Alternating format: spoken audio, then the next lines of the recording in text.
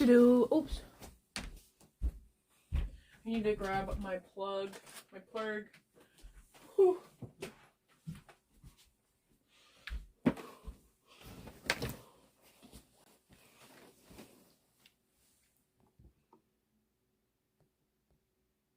Hi. How you doing? What's up? My stomach hurts really bad. I was gonna play video games, but I'm like already angry, so.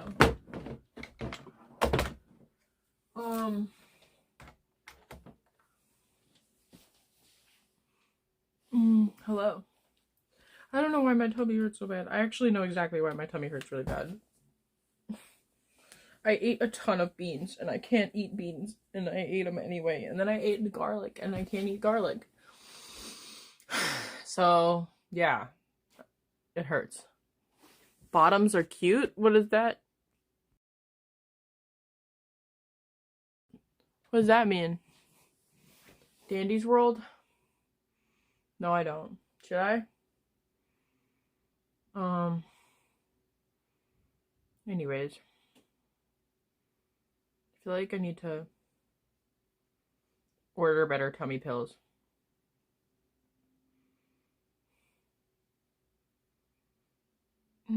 Hello.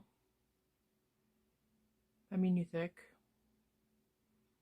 Maybe it do mean I'm thick. Hi, welcome to my stream. Oh, they're saying my shorts are cute. Oh, I thought they were saying they're making some kind of a remark. No, the fandom is weird. What fandom? Before this, I was listening to Poppy's Playtime lore. And that was pretty good.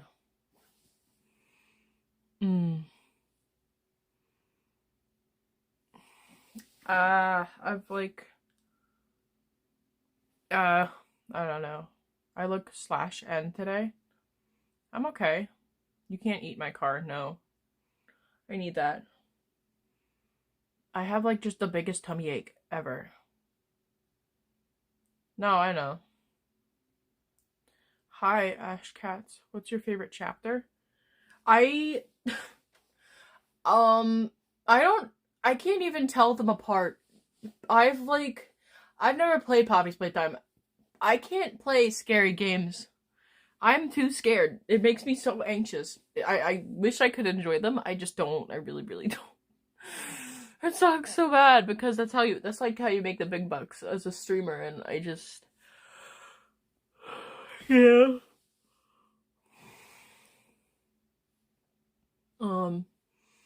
Anyway, you had a bad day at work? I'm sorry. My Evangelion poster fell. I had to put it back up.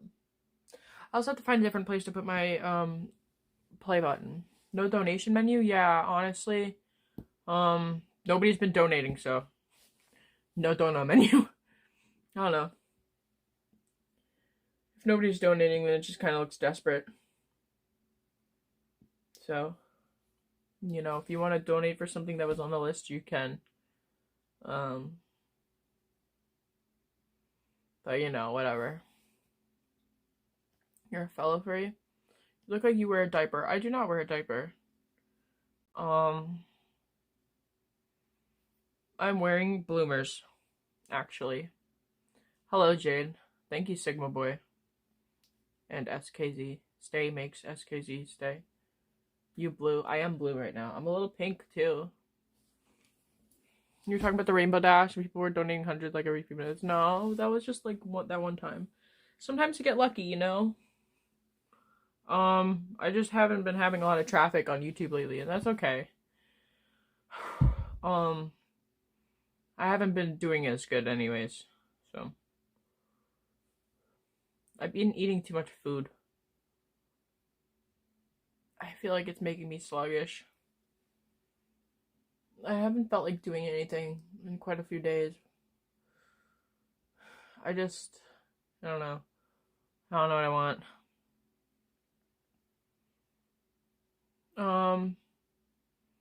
To be honest, life is weird. Yeah, it is.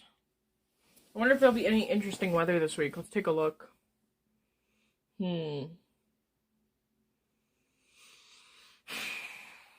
rain all week, every day, starting Tuesday. That's not bad though. Soon it will be, have you been taking your vitamins? No. Soon it will be springtime, and you'll see all the flowers and stuff. Hi, Kenzie. Ricardo Kaka. Why are you a furry? I don't know. Why are you not a furry?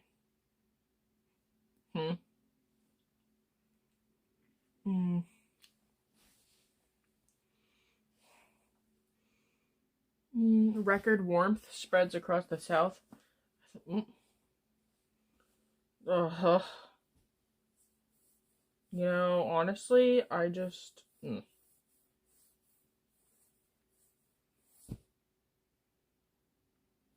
I need to find a boyfriend. No, I don't. Nobody will watch me on YouTube anymore. Hi, Mark.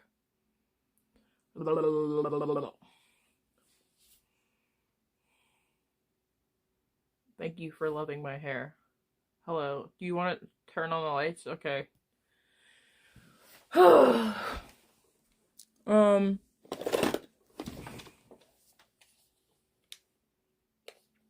Why do people keep asking about my job? Can we not? Maybe? How about that? See, look, now we put on the lights and I look uglier. This is terrible.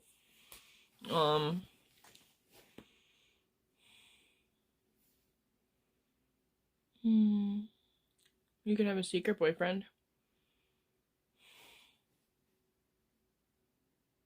It wouldn't work.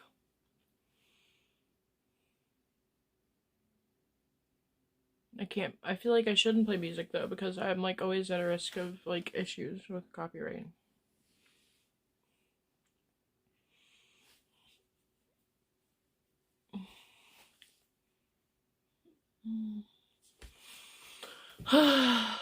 You gotta be my real. I don't need a man.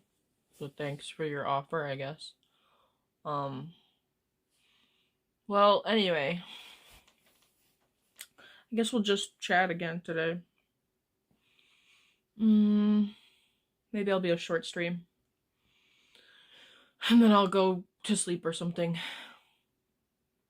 The cousin it hairdo? I don't even know what that means. I let her destabilize my mental health. She kind of beautiful. Aw, thanks. That's nice of you. Why do you feel weird? Huh? Do I feel weird? I don't know.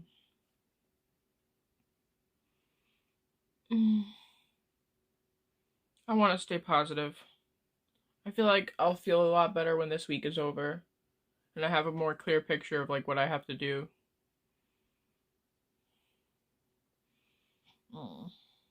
You know?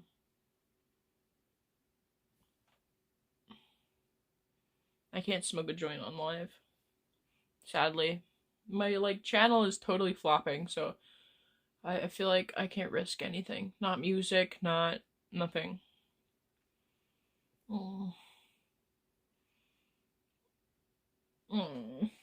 It's fine. But yeah, I guess I'll probably be a really short live. Just my coffee.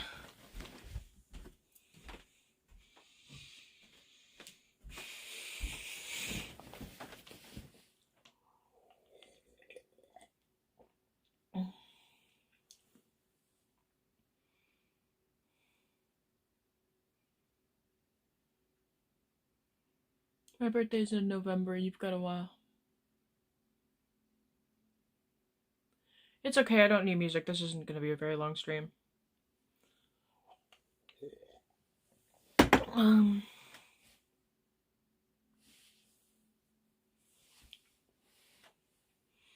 Thank you, Letitia.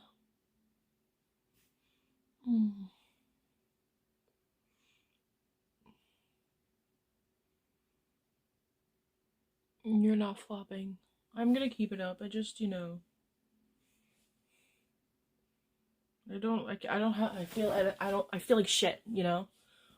So,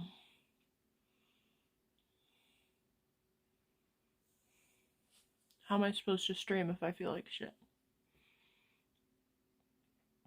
I used to just be able to figure out how to do it, but I can't seem to do it anymore.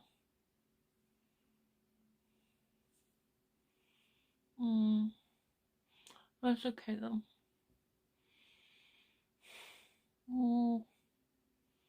But I hope you guys are having a good weekend.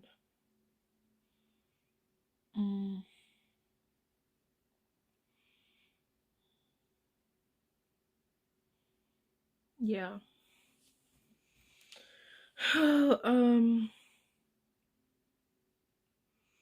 Oh.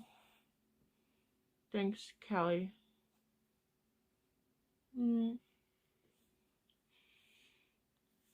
Yeah. What's a furry? It doesn't even matter, does it?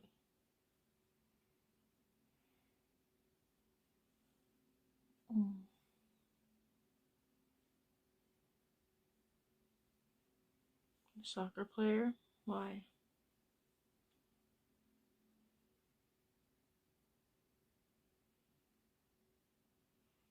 I don't know what that means, Max Rodriguez.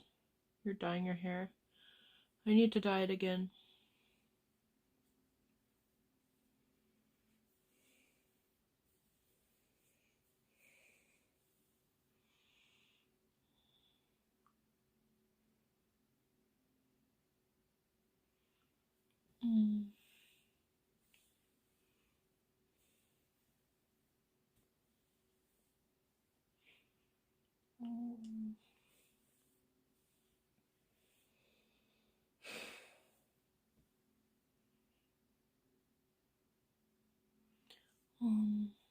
Hi, Bone Thugs.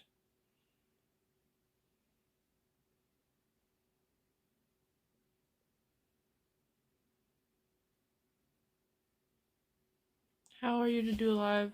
I stopped because of constant coffee night with music. What? What's a fairy? I don't know. Thanks. Hold up, Clyde the slide.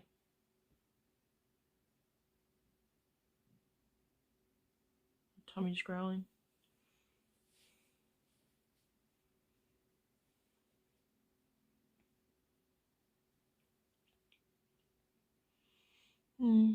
Lazerkitty. Your favorite type of music? I guess I like thrash metal. Oh.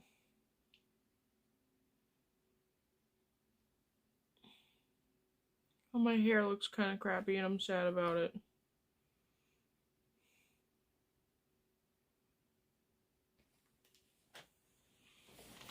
Maybe I'll look at some hair dyes online.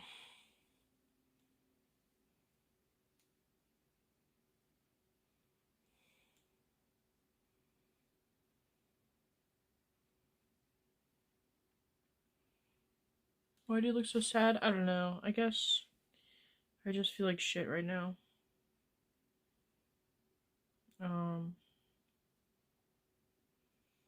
You know? I don't need the DC to cheer me up. I appreciate it.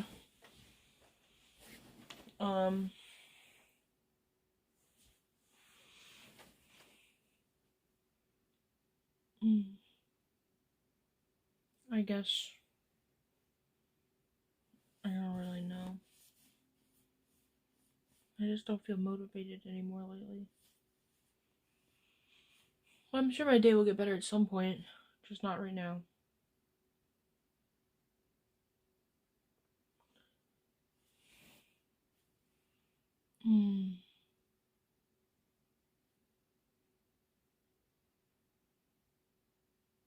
Lately, I feel like no matter how much I sleep, it's never enough sleep. And I'm always still tired afterwards.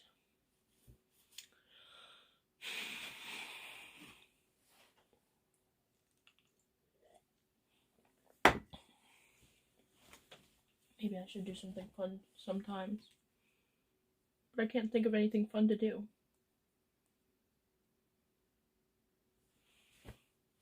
Nothing really seems fun.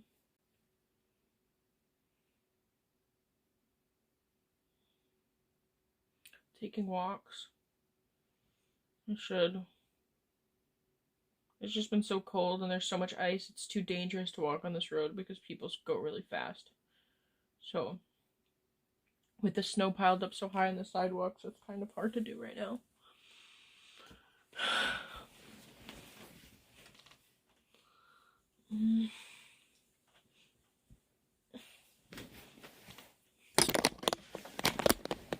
I just want to sleep.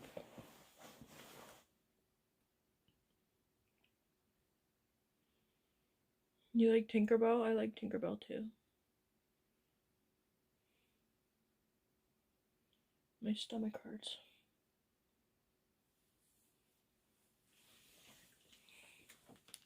I have to look for hair dye.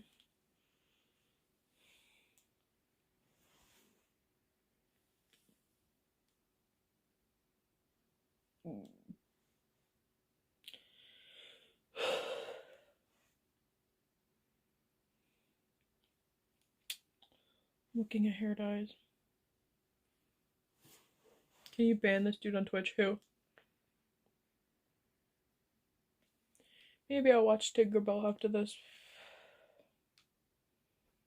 I don't know what color of hair dye I could do.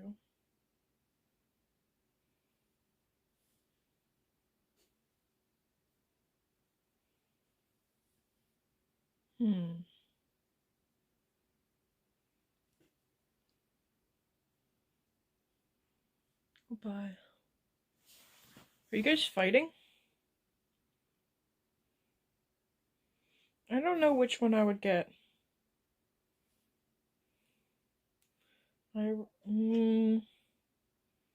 Best indigo hair dye.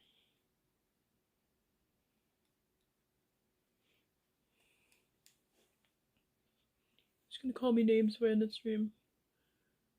Ugh, Twitch death battle. I don't know why I'm itchy. Maybe because I'm stressed out.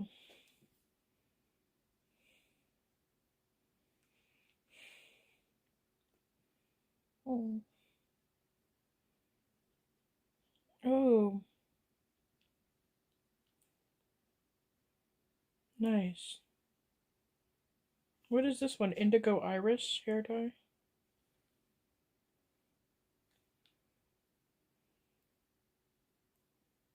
Why does everybody that dyed their hair with this look like shit?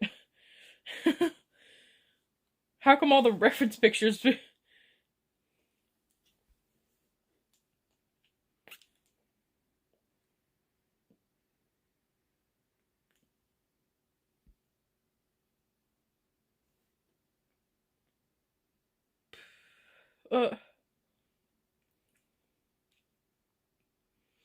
Well, maybe I should get it. Bleached hair like Eminem? Yeah.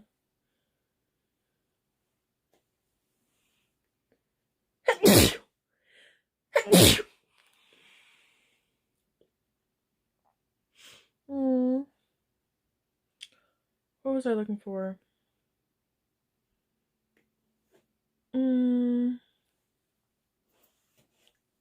Please don't beep. Okay.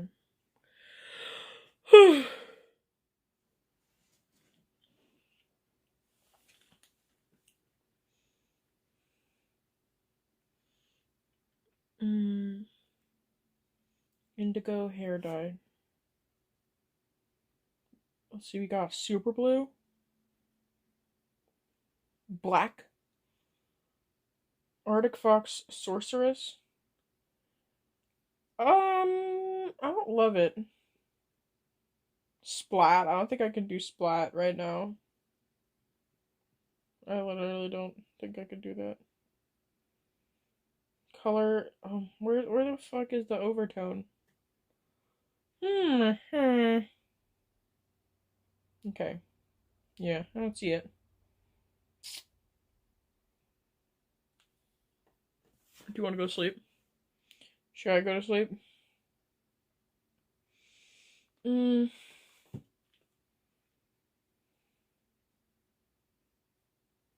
my gosh. Do they make blacklight responsive dye? Tried that. Didn't work. I found the indigo overtone. Blue for brown hair? But I don't have brown hair.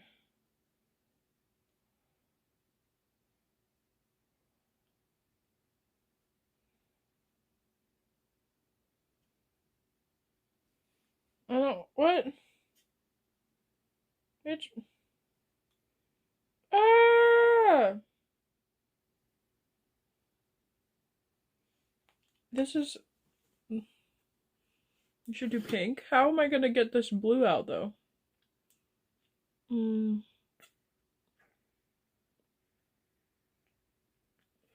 American Airlines, huh?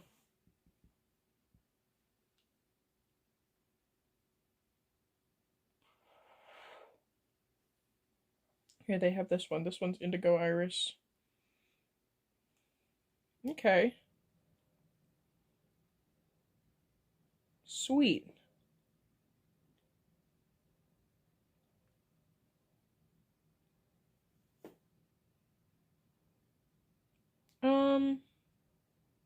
Sweet. Use this temporary dye conditioner replace your regular conditioner. Okay. Bye now. Done. Damn, are you guys still fighting? Your handicap? Wow. Should I do another ombre? I feel like I should do another ombre. We could do, like... Okay, we could... What color should we ombre? We should do, like, a slightly different blue on top. Let's see what colors there are. There's not a lot. Cosmic Cobalt? I don't know. I'll just do one color. What's ombre? It's like, you know, like a fade. I don't know. I don't know if a fade is the right way to describe that, but you know. Top coat, depositing conditioner. Whatever. We don't need to look at these. Whoo! Are y'all fighting? Still? ThunderClan border. You could read Warrior Cats.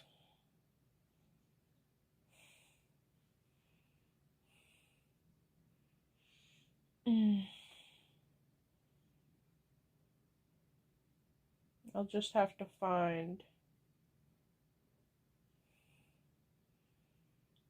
DoorDash. I made 228. I'm going to start doing DoorDash as well.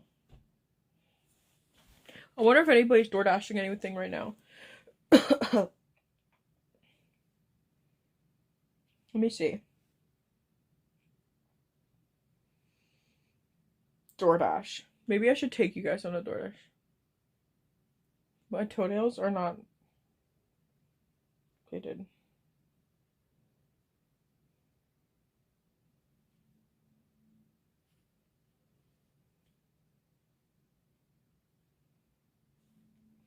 Damn. Wow. This zone is full right now? What does that mean?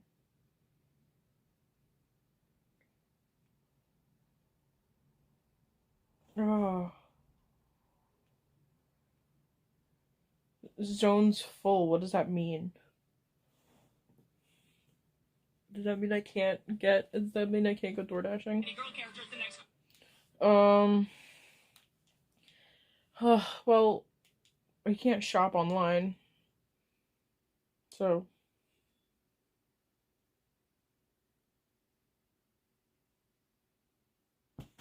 Oh, rats.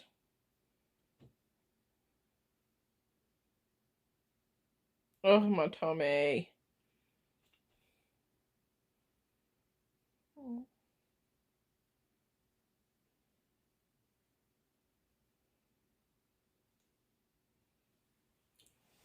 Boss? Are we having a war?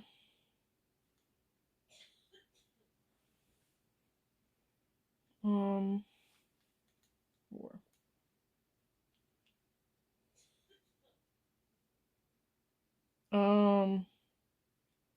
Are we gonna have a war? I don't know. Discord is clamoring for some Among Us.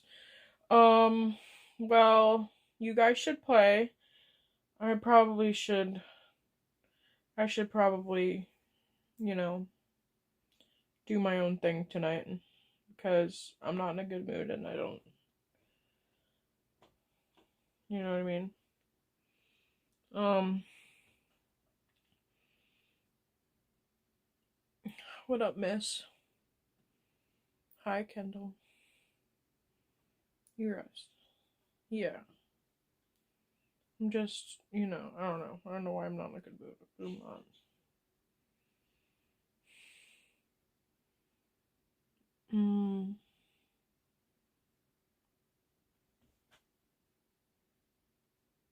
I have to like fast tomorrow or something.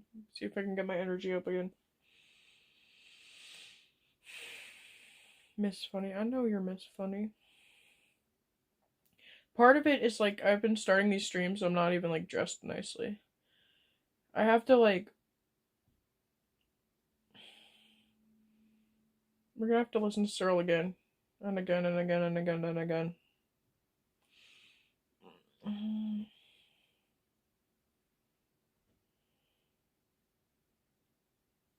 You need to fast too.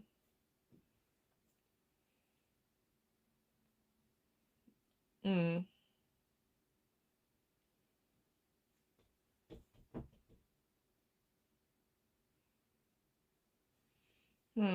Maybe if I like made a playlist with like the VTuber songs and Searle and like some of the OG no copyright sounds, it'll like water it down a little bit.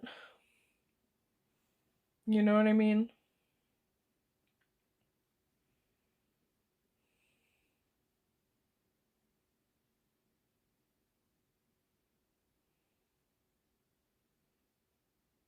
Maybe that would be a good idea.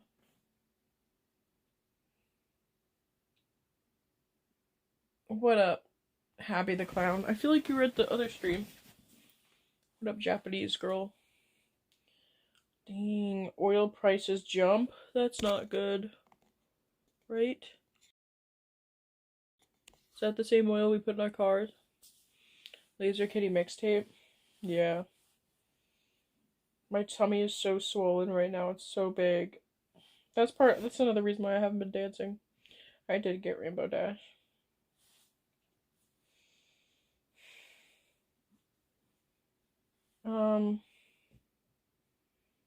Yo. Oh.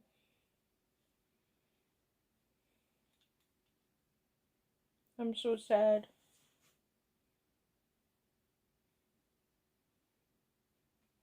Do. Jeez, Louise.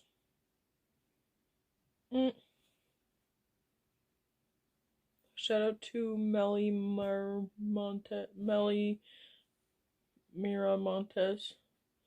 Thank you, Happy the Clown.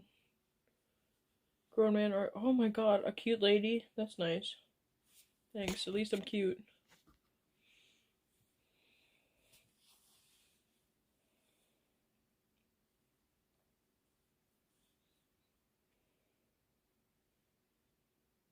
You haven't caught a stream since November? Damn.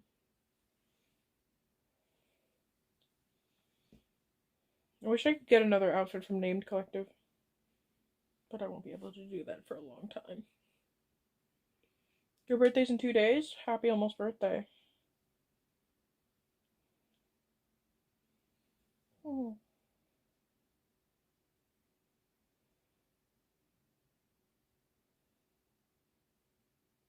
Oh. You're a goddess? Thank you. That's nice. Everything getting better with the tummy? No, because I ate something I wasn't supposed to today, and now, you know.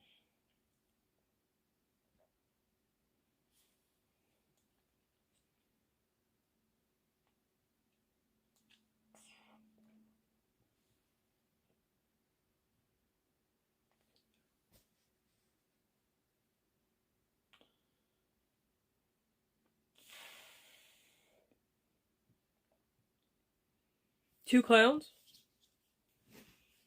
Chat to join skip sig what? You can't stream on here anymore? Why? Oh, John Wayne Gacy. So I wanna, yeah, maybe I should work on my YouTube videos. Maybe I should script a YouTube video tonight.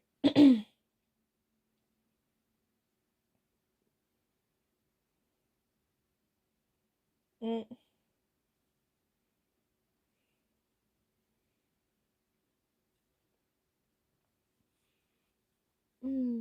What did I say?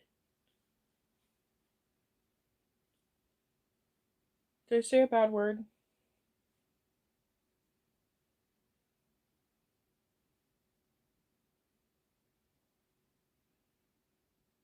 YouTube hate you? I'm 24. Oh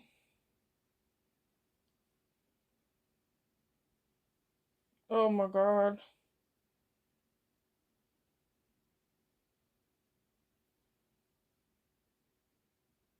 Oh.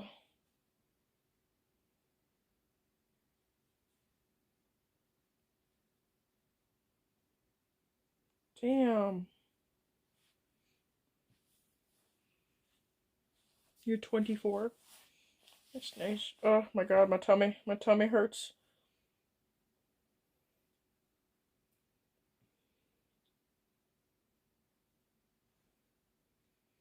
Hmm.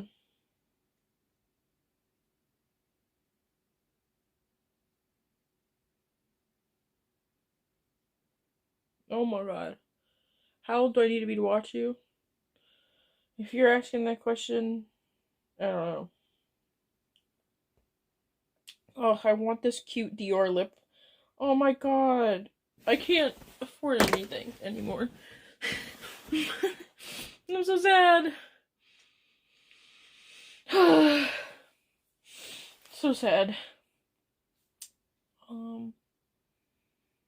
Doo-doo.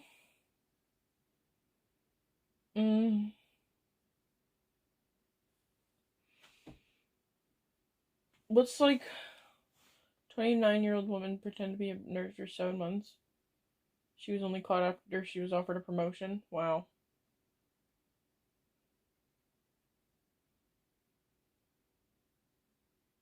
Mm.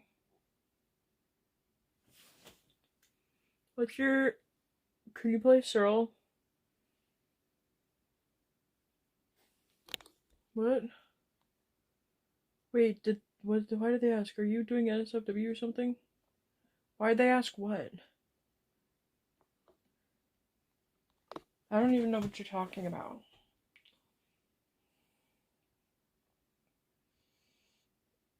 People always hate me for everything, even when I'm just chilling.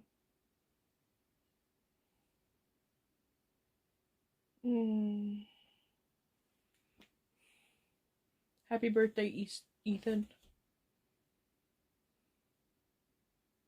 If they're old enough to watch me. No, I'm not doing anything at NSFW, but, like,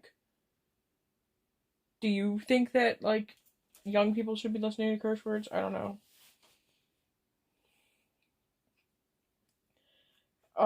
You just have a dirty mind and you think that 18 plus, or, like, you know, an adult audience means that it's NSFW, but that's not what it means.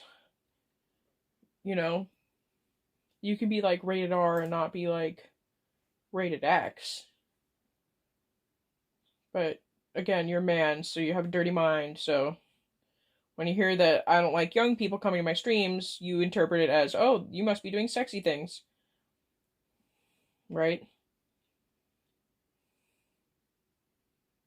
Oh, God. I really, really want the S26 Ultra, but I probably shouldn't. Only feet, but my feet aren't good looking. Laughing Disco? What should I do for Laughing Disco? I should land the shark. Maybe it'll heal me. You know what I mean? Sing at a carnival? That sucks. Hello? Are you new? Saloonist?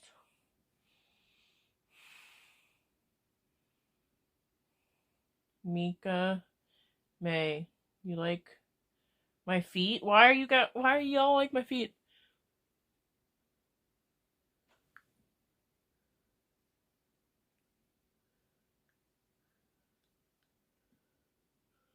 Oh, nice. ASMR. I'm always so hungry. I need to go out and do something this week. And you're gonna go out, you want me to be your carry-on? Can you even lift 170 pounds?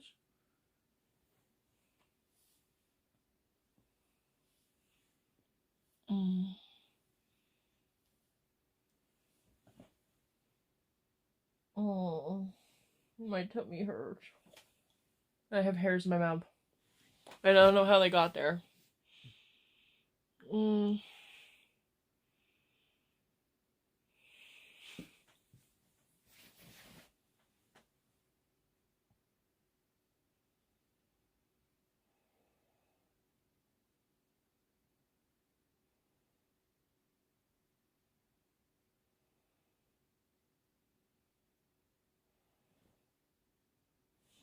I could just sleep. I don't read.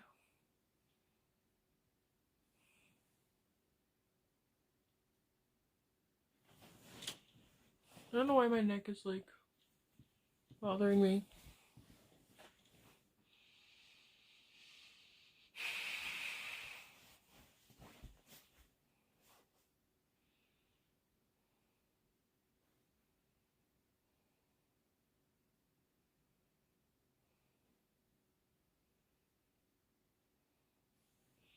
You want to listen to Warrior Cats? We could listen to Warrior Cats for a little while. I think I have to flip this way though. And I need to fix my wedgie. Because it's really bothering me. I wish there was a snack I could eat that would like help me to deflate a little. Maybe this coconut water. Or will it make it worse?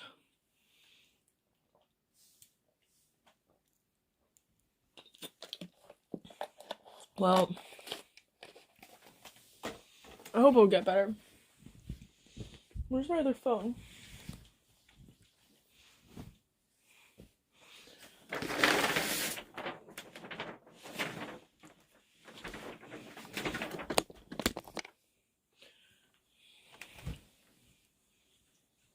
Where is my phone? Where? Oh, okay.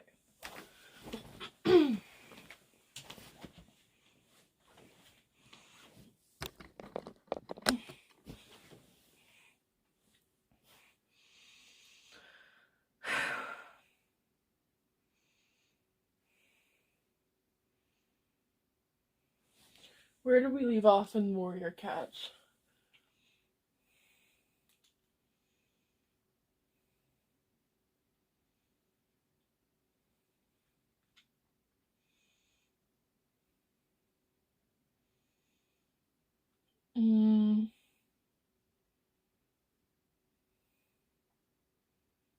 I have a tummy ache. What was I gonna do?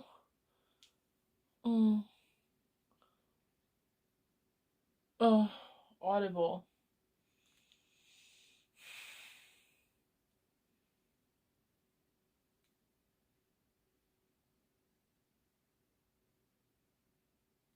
Wait, didn't you say you have all the books for free, Desmond?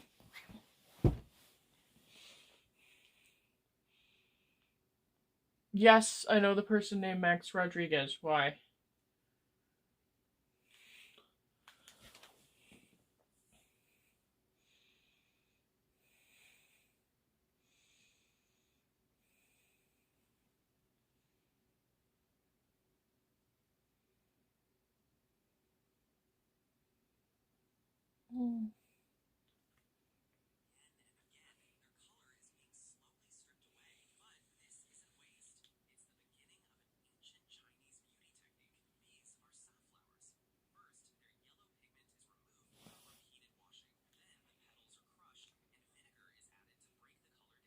I don't even know where I'm at.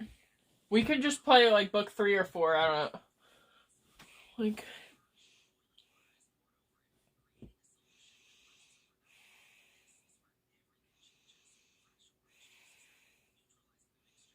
Book 4.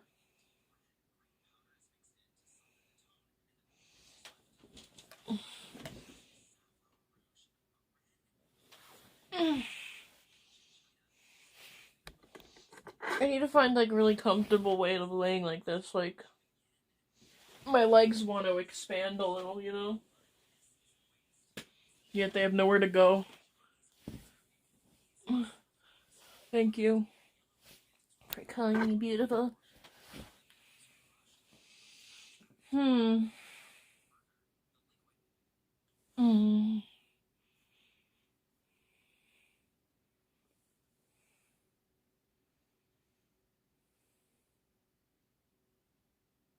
Damn.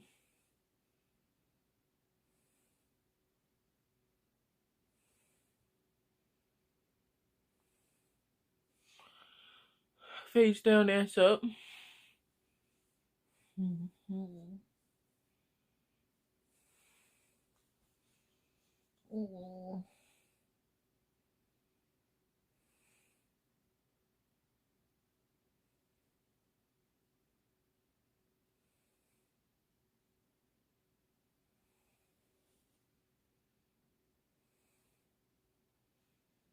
Mm.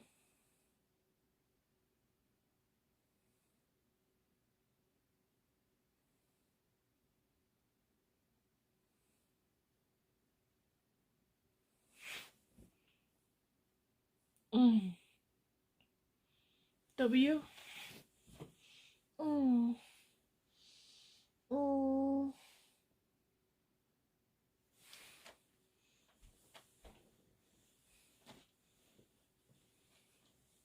Mm. Mm. Oh. Does he watch your lives? Yes. Mm. Oh.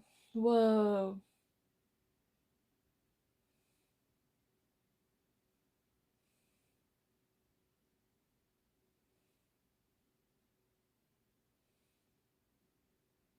Mm.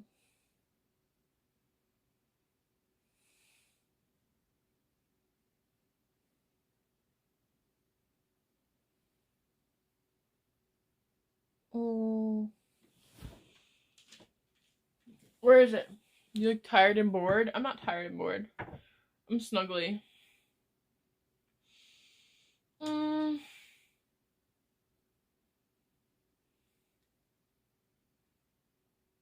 Hmm.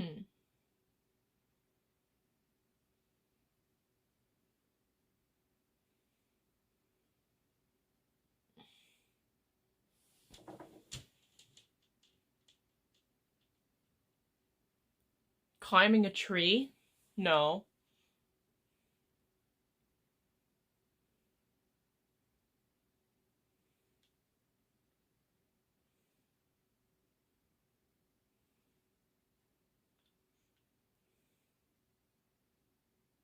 Mm. I want food.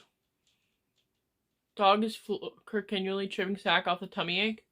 Hi, merhaba.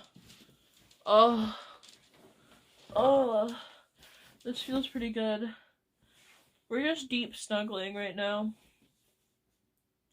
You and me, we're snuggling. Um,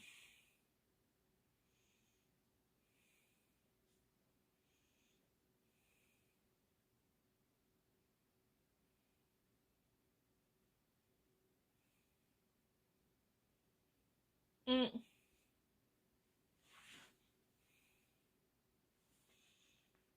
ew, diabolical angle. Mocha donut. Is there a dono? The shark name is Chad.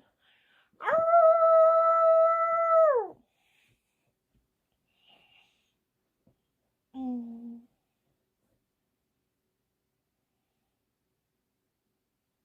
Did we get a donut?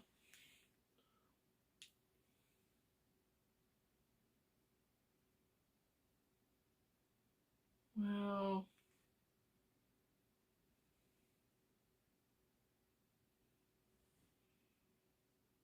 Antarctica's cat? What do you mean?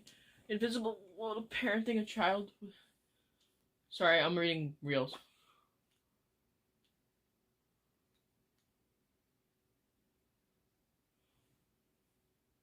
I have to do my taxes. Ow! Thank you, Miraz. Ow! Aw. Ow! Thank you so much. Wow. Double owl.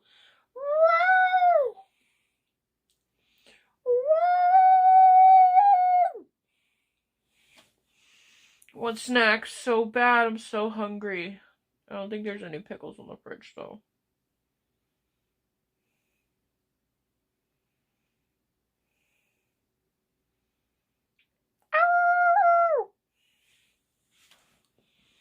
Hi. Cheese? Dude, I don't get why you people like furries. Stop trying. Not feral animal, dude. Oh, so many haters. Why do I have so many haters?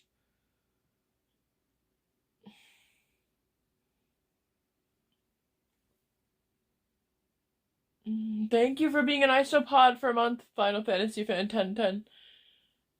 Donate if you use it for Sketty. Okay. I'm really sad that my favorite tea was discontinued. How did you get these, Desmond? Oh my god.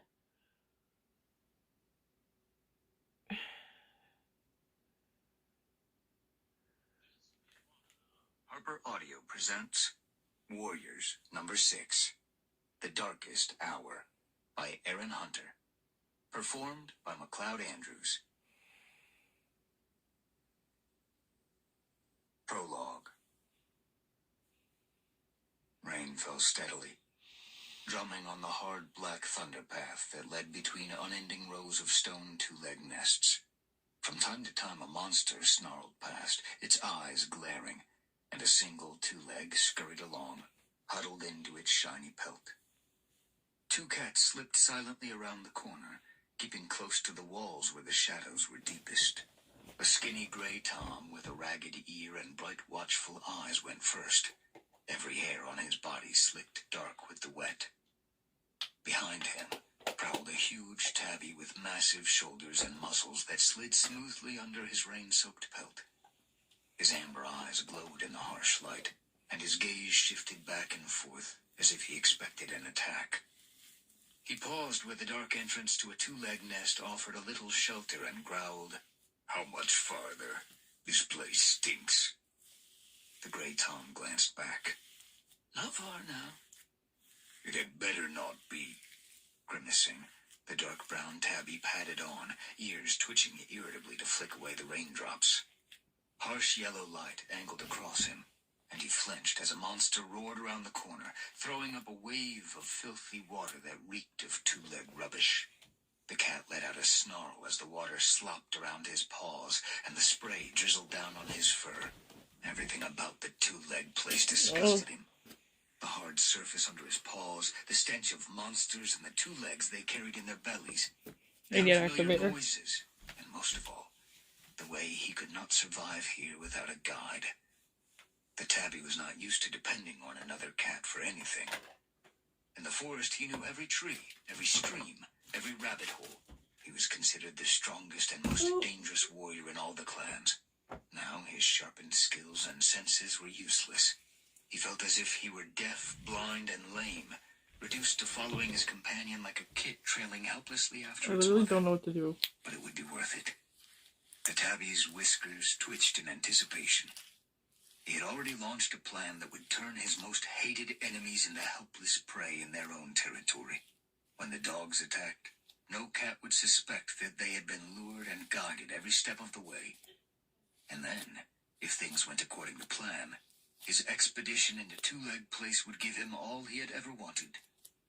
The gray cat led the way along the path and across an open space reeking of two-legged monsters, where a swirl of color from unnatural orange light floated on the puddles. Rotting ager. He stopped by the entrance to a narrow valley and opened his jaws to draw in the scent of the air. The tabby halted and did the same, disgustedly swiping his tongue Oh my over his God. lips at the stink of rotting two-leg food. "Is this the place?" he asked. "This is it," the Grey Warrior replied tensely. "Now remember what I told you. The cat we're going to meet holds command over many cats. We must treat him with respect." "Boulder, have you forgotten who I am?"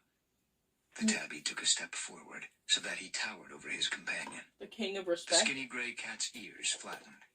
"No, Tiger Star, I haven't forgotten. But you're not clan leader here." Tiger Star grunted. "Let's get on with it," he growled. Boulder turned into the alley. He stopped short after just a few paces when a huge shape loomed up in front of them. "Who goes there?" A broad-shouldered black and white cat stepped out of the shadows. Strong muscles were outlined under fur plastered to his body by the rain. "Identify yourselves. We don't like strangers here." "Greetings, Bone," the Grey Warrior meowed steadily. "Remember me?" The black and white cat narrowed his eyes and was silent for a few moments. "So you've come back, have you, Boulder?" he meowed at last. "You told us you were going to find a better life in the forest. What are you doing here?" He took a step forward, but Boulder held his ground, unsheathing his claws against the uneven ground. "We want to see Scourge." Bone let out a snort, half contempt, half laughter. "I can't imagine that Scourge will want to see you. And who's this with you? I don't recognize him." "My name is Tiger Star. Oh, I've come from the forest to speak with it you." was good artichoke. Bone's green eyes flicked from Tiger Star to Boulder and back again. "What do you want with him?" he demanded. Tiger Star's amber gaze burned like the two-leg lights reflected on the shining wet stones around them. "I'll discuss that with your leader. I can't find any slime activator. Bone whistled and extended his claws, but Boulder quickly slipped between him and Tiger Star. "Scourge needs to hear this," he insisted. "It could be to every cat's advantage." For a few heartbeats, Bone hesitated, and then he stepped back, allowing Boulder and Tiger Star to pass. His hostile glare scorched their fur, but he said nothing. Now Tiger Star took the lead, treading cautiously as the light faded behind them. On either side, skinny cats were slinking behind piles of rubbish, eyes gleaming as they followed the progress of the two intruders. Tiger Star's muscles tensed. If this meeting went wrong, he might have to fight his way out. A wall blocked the end of the alley. Tiger Star stared around, looking for the leader of these cats of Two-Leg Place. He was expecting an even more massive creature than the broad-shouldered Bone, and at first his gaze swept over the small black cat crouching in a shadowy doorway. Boulder gave him a nudge and jerked his head in the black cat's direction. "There's Scourge." "That's Scourge?" Tiger Star's exclamation rang with disbelief above the falling rain. "He's no bigger than an apprentice." "Shh!" Panic flared in Boulder's eyes. "This may not be a clan as we know it, but these cats would kill if their leader ordered them to. It seems I have visitors." The black cat's voice had a brittle, high-pitched sound, like the splintering of ice.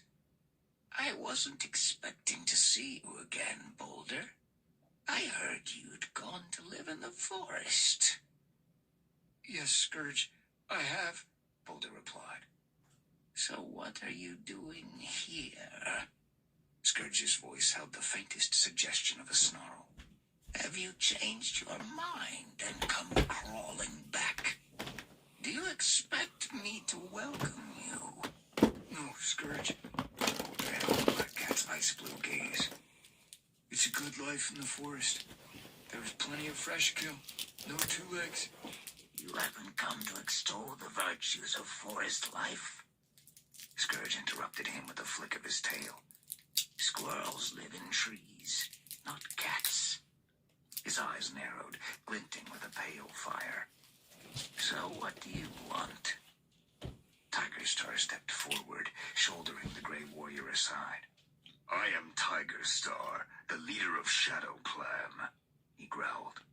"And I have a proposition for you."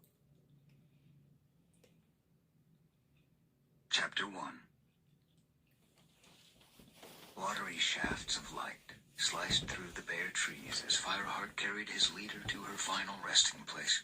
With his teeth clenched firmly in her scruff, he retraced the route the dog pack had taken as the brave warrior of ThunderClan lured them to the gorge and their destruction. His whole body felt numb, and his head spun with the terrible realization that Bluestar was dead. Without his leader, What do you want to tell the me? forest itself seemed different. Even stranger to Fireheart than the day he had first ventured into it as a kitty pet. Nothing was real. He felt as if the trees and rocks could dissolve like mist within a moment. A vast, unnatural silence covered everything. With the rational part of his mind, Fireheart realized that all the prey had been scared away by the rampaging dog pack. But in the grip of his grief, it seemed that even the forest was stunned into mourning for Bluestar. The scene at the gorge replayed over and over in his head. He saw again the slavering jaws of the dog who led the pack, and felt its sharp teeth meet in his Congratulations, Mount scruff. He College. remembered how Bluestar had appeared out of nowhere, flinging herself at the dog, driving it and herself over the edge of the gorge and into the river. He flinched again at the icy shock of the water as he leaped in to rescue his drowning leader and their hopeless struggles until 2 RiverClan warriors, Mistyfoot and Stonefur, came to help them. Most of all, Fireheart recalled his dismay and disbelief as he crouched beside his leader on the riverbank and realized that she had sacrificed her last life to save him and all of ThunderClan from the dog pack. As he bore Bluestar's body home with the help of Mistyfoot and Stonefur, he kept pausing to scent the air for fresh traces of dog, and he had already sent his friend Graystripe to scout the territory on either side of their trail, searching for signs that the dogs had caught any of the ThunderClan cats in their desperate race for the gorge. So far, to Fireheart's relief, they had found nothing. Now, skirting a bramble thicket, Fireheart set down his lifeless leader once more and raised his head to drink in the air, thankful to taste only the clean scents of the forest. A moment later, Graystripe appeared around a clump of dead bracken. "Everything's fine, Fireheart," he reported. "Plenty of broken undergrowth, but that's all." "Good," Fireheart meowed. His hope rose that the dogs that had escaped the fall into the gorge had fled in terror, and the forest once again belonged to the 4 clans of wildcats. His clan had lived through 3 terrible moons, when they had become prey in their own territory, but they had survived. "Let's keep going. I want to check that the camp is safe before the clan comes back." He and the RiverClan warriors took up Bluestar's body again and carried it through the trees. At the top of the ravine that led down to the camp entrance, Fireheart paused. Hi. He briefly remembered the early morning, when he and his warriors had followed the trail of dead rabbits that Tigerstar had laid to lure the dog pack to the ThunderClan camp. At the end of the trail, they had found the body of the gentle Queen Brindleface, slaughtered to give the savage dogs a taste for cat blood. But now everything seemed peaceful, and when Fireheart tasted the air again, he could detect only cat scent coming from the camp. "Wait here," he meowed. "I'm going to take a look." "I'll come with you," Graystripe offered instantly. "No." It was Stonefur who spoke, flicking out his tail to bar the Grey Warrior's way. "I think Fireheart needs to do this alone." Flashing a grateful look at the RiverClan deputy, Fireheart began picking his way down the ravine, his ears pricked for any sound of trouble ahead. But the strange silence still reigned over the They're forest. ginger trees. As he emerged from the gorse tunnel into the clearing, Fireheart paused to glance warily around. It was possible that one or more of the dogs had never made it to the gorge, or the Tigerstar had sent ShadowClan warriors to take over the camp. But all was quiet. Fireheart's fur prickled with the strangeness of seeing the camp deserted like this. Yet there was no sign of danger, and still no scent of dogs or ShadowClan. To be sure the camp was safe, he rapidly checked the dens and the nursery. Memories came unbidden. The bewilderment of the clan as he told them about the dog pack. The heart-pounding terror of the chase through the forest with the breath of the pack leader hot on his fur. At the foot of the high rock, listening to the wind whispering through the trees, Fireheart thought back to the time Tigerstar had stood here, boldly facing his clan as they discovered the true depth of his treachery. He had sworn undying vengeance as he was sent into exile, and Fireheart was sure that his bloodthirsty attempt to set the dog back on the cats of ThunderClan would not be his last attempt to fulfill his oath. Last of all, Fireheart prowled cautiously through the fern tunnel to Cinderpelt's den. Glancing through the entrance, he saw the medicine cat's healing herbs neatly ranged beside one wall. The strongest memory yet flooded over him, of Spotted Leaf and Yellowfang, who had been ThunderClan medicine cats before Cinderpelt. Fireheart had loved them both, and grief for them swept over him again to mingle with his grief for his leader. Bluestar is dead, he told them silently. Is she with you now, in StarClan? Retracing his steps along the fern tunnel, he returned to the top of the ravine. Graystripe was standing on watch while Mistyfoot and Stonefur gently groomed the dead leader's body. Everything's fine, Hi. Fireheart announced. Graystripe, I want you to go to Sunning Rocks now. Tell the clan that Bluestar is dead, but nothing more. I'll explain everything when I see them. Just let them know that it's safe to come home. Graystripe's yellow eyes brightened. On my way, Fireheart. He spun around and tore off through the forest, heading for Sunning Rocks, where the clan had gone to hide while the dogs were following Tigerstar's trail of rabbit blood to their camp. Stonefur, crouching beside Bluestar's body, let out a purr of amusement. It's easy to see where Graystripe's loyalties lie, he remarked. Yes, Mistyfoot agreed. No cat ever really thought he would stay in The RiverClan. warrior cats. Graystripe's kits had been born to a RiverClan queen, and for a while, he had gone to RiverClan to be with them. But in his heart, he had never left ThunderClan. Forced into battle against his birth clan, he had chosen to save Fireheart's life, and the RiverClan leader Leopardstar had banished him from her clan. Her sentence of exile, Fireheart reflected, had freed the Grey Warrior to return to where he truly belonged. With a nod of acknowledgement to the RiverClan warriors, Fireheart took up Bluestar again, and the three cats maneuvered her body down the ravine and into the camp. At last they could lay her down in her den beneath the high rock, where she would remain until her clan had said farewell to her and buried her with all the honor that such a wise and noble leader deserved. Thank you for your help, Fireheart meowed to the RiverClan warriors. Hesitating for a moment, knowing only too well the significance of his invitation, he added, Would you like to stay for Bluestar's burial ceremony? That is a generous offer, Stonefur replied, showing only a flicker of surprise that Fireheart should admit members of a rival clan to something so private. But we have duties in our own clan. We must be getting back. Thank you, Fireheart, meowed Mistyfoot. That means a lot to us. But your clan will think it's strange if we stay. They don't know, do they, that Bluestar was our mother? No, Fireheart told her. Only Graystripe. Get some beef. But Tigerstar overheard what you and Bluestar said to each other on the riverbank. You must be prepared in case he chooses to reveal it at the next gathering. Stonefur and Mistyfoot exchanged a glance.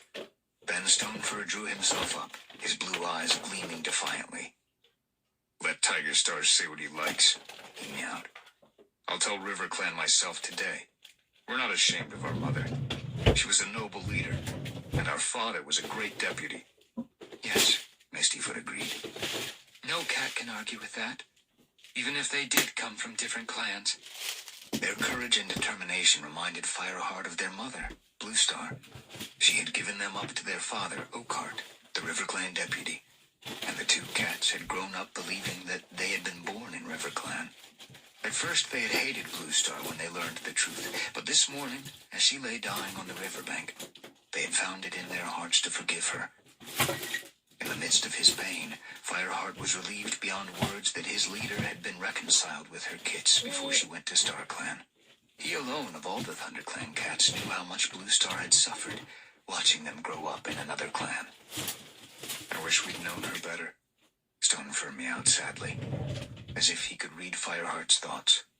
You're lucky to have grown up in her clan and Wish been I her had deputy. string. I know. Fireheart looked down sorrowfully at the blue-gray she-cat lying so still on the sandy floor of the clearing. Bluestar looked small and helpless now that her noble spirit had left her body and gone to hunt with StarClan. May we say goodbye to her alone, Mistyfoot asked tentatively. What up? Just for a few moments. Of course, Fireheart replied. He padded out of the den, leaving Stonefur and Mistyfoot to crouch down beside Bluestar's body and share tongues with their mother for the first and last time. As he skirted the high rock, he heard the sound of cats approaching through the gorse tunnel. I'm a furry and a Hurrying Therian, yeah. forward, he saw Frostfur and Speckletail creep timidly into the clearing, hesitating in the shelter of the tunnel before they dared venture back into the camp. With the same wariness, Brackenfur and Goldenflower followed. Pain stabbed Fireheart's heart to see his cats so wary of their own home, and his eyes sought out one warrior in particular, Sandstorm, the pale ginger she-cat he loved. He needed to know that she was unhurt after the crucial part she had played in luring the dog pack away from the camp. Fireheart spotted his nephew, Cloudtail. There's no string! The white warrior was carefully escorting Lostface, a young cat who had suffered terrible injuries from the dog pack before it attacked the camp. The fuck? Next, Cinderpearl came limping through the entrance with a bundle of herbs in her mouth. And pushing eagerly behind her were Bramblepaw and Tawnypaw, the two newest apprentices, who were also Tigerstar's kids. At last, Fireheart saw Sandstorm padding along beside Willowpelt, Head while horse? Willowpelt's three kids bounced around them, happily unaware of the crisis their clan had endured. A purr swelled in Fireheart's throat as he ran towards Sandstorm and pressed his muzzle into her flank. The pale orange warrior covered his ears with licks, and when he looked up at her, he saw a warm I had a glow in her Fushigi ball. green eyes. I was so worried for you, Fireheart, she murmured. I couldn't believe the size of those dogs. I've never been so scared in my life. Nor have I, Fireheart confessed. All the time I was waiting, I kept thinking they might have caught you. Caught me? Sandstorm pushed Railed away at from work? her. Oh my The god. end of her tail was twitching, and for a heartbeat, Fireheart thought he had offended her, until he saw the sparkle in her eyes. I was running for you and the clan, Fireheart. It felt as if I had the speed of Star Clan. She paced into the center of the clearing and looked around, her expression clouding. Where is Bluestar? Greystrike told us she was dead. Yes, Fireheart replied. She did. I tried to save her, but Horse the legacy? struggle in the river was too much for her. What? She's in her den. It's not Usum. He hesitated before Are you talking about adding, Uma Musume? Mistyfoot and Stonefur are with her. Sandstorm turned to him, her fur bristling with alarm. There are River Clan cats in our camp? Why? They helped me pull Bluestar out of the river, Fireheart explained. And she's their mother. Sandstorm froze, and her eyes grew huge. Bluestar? But how? Fireheart interrupted her by pressing his muzzle against hers. I'll tell you all about it later, he promised.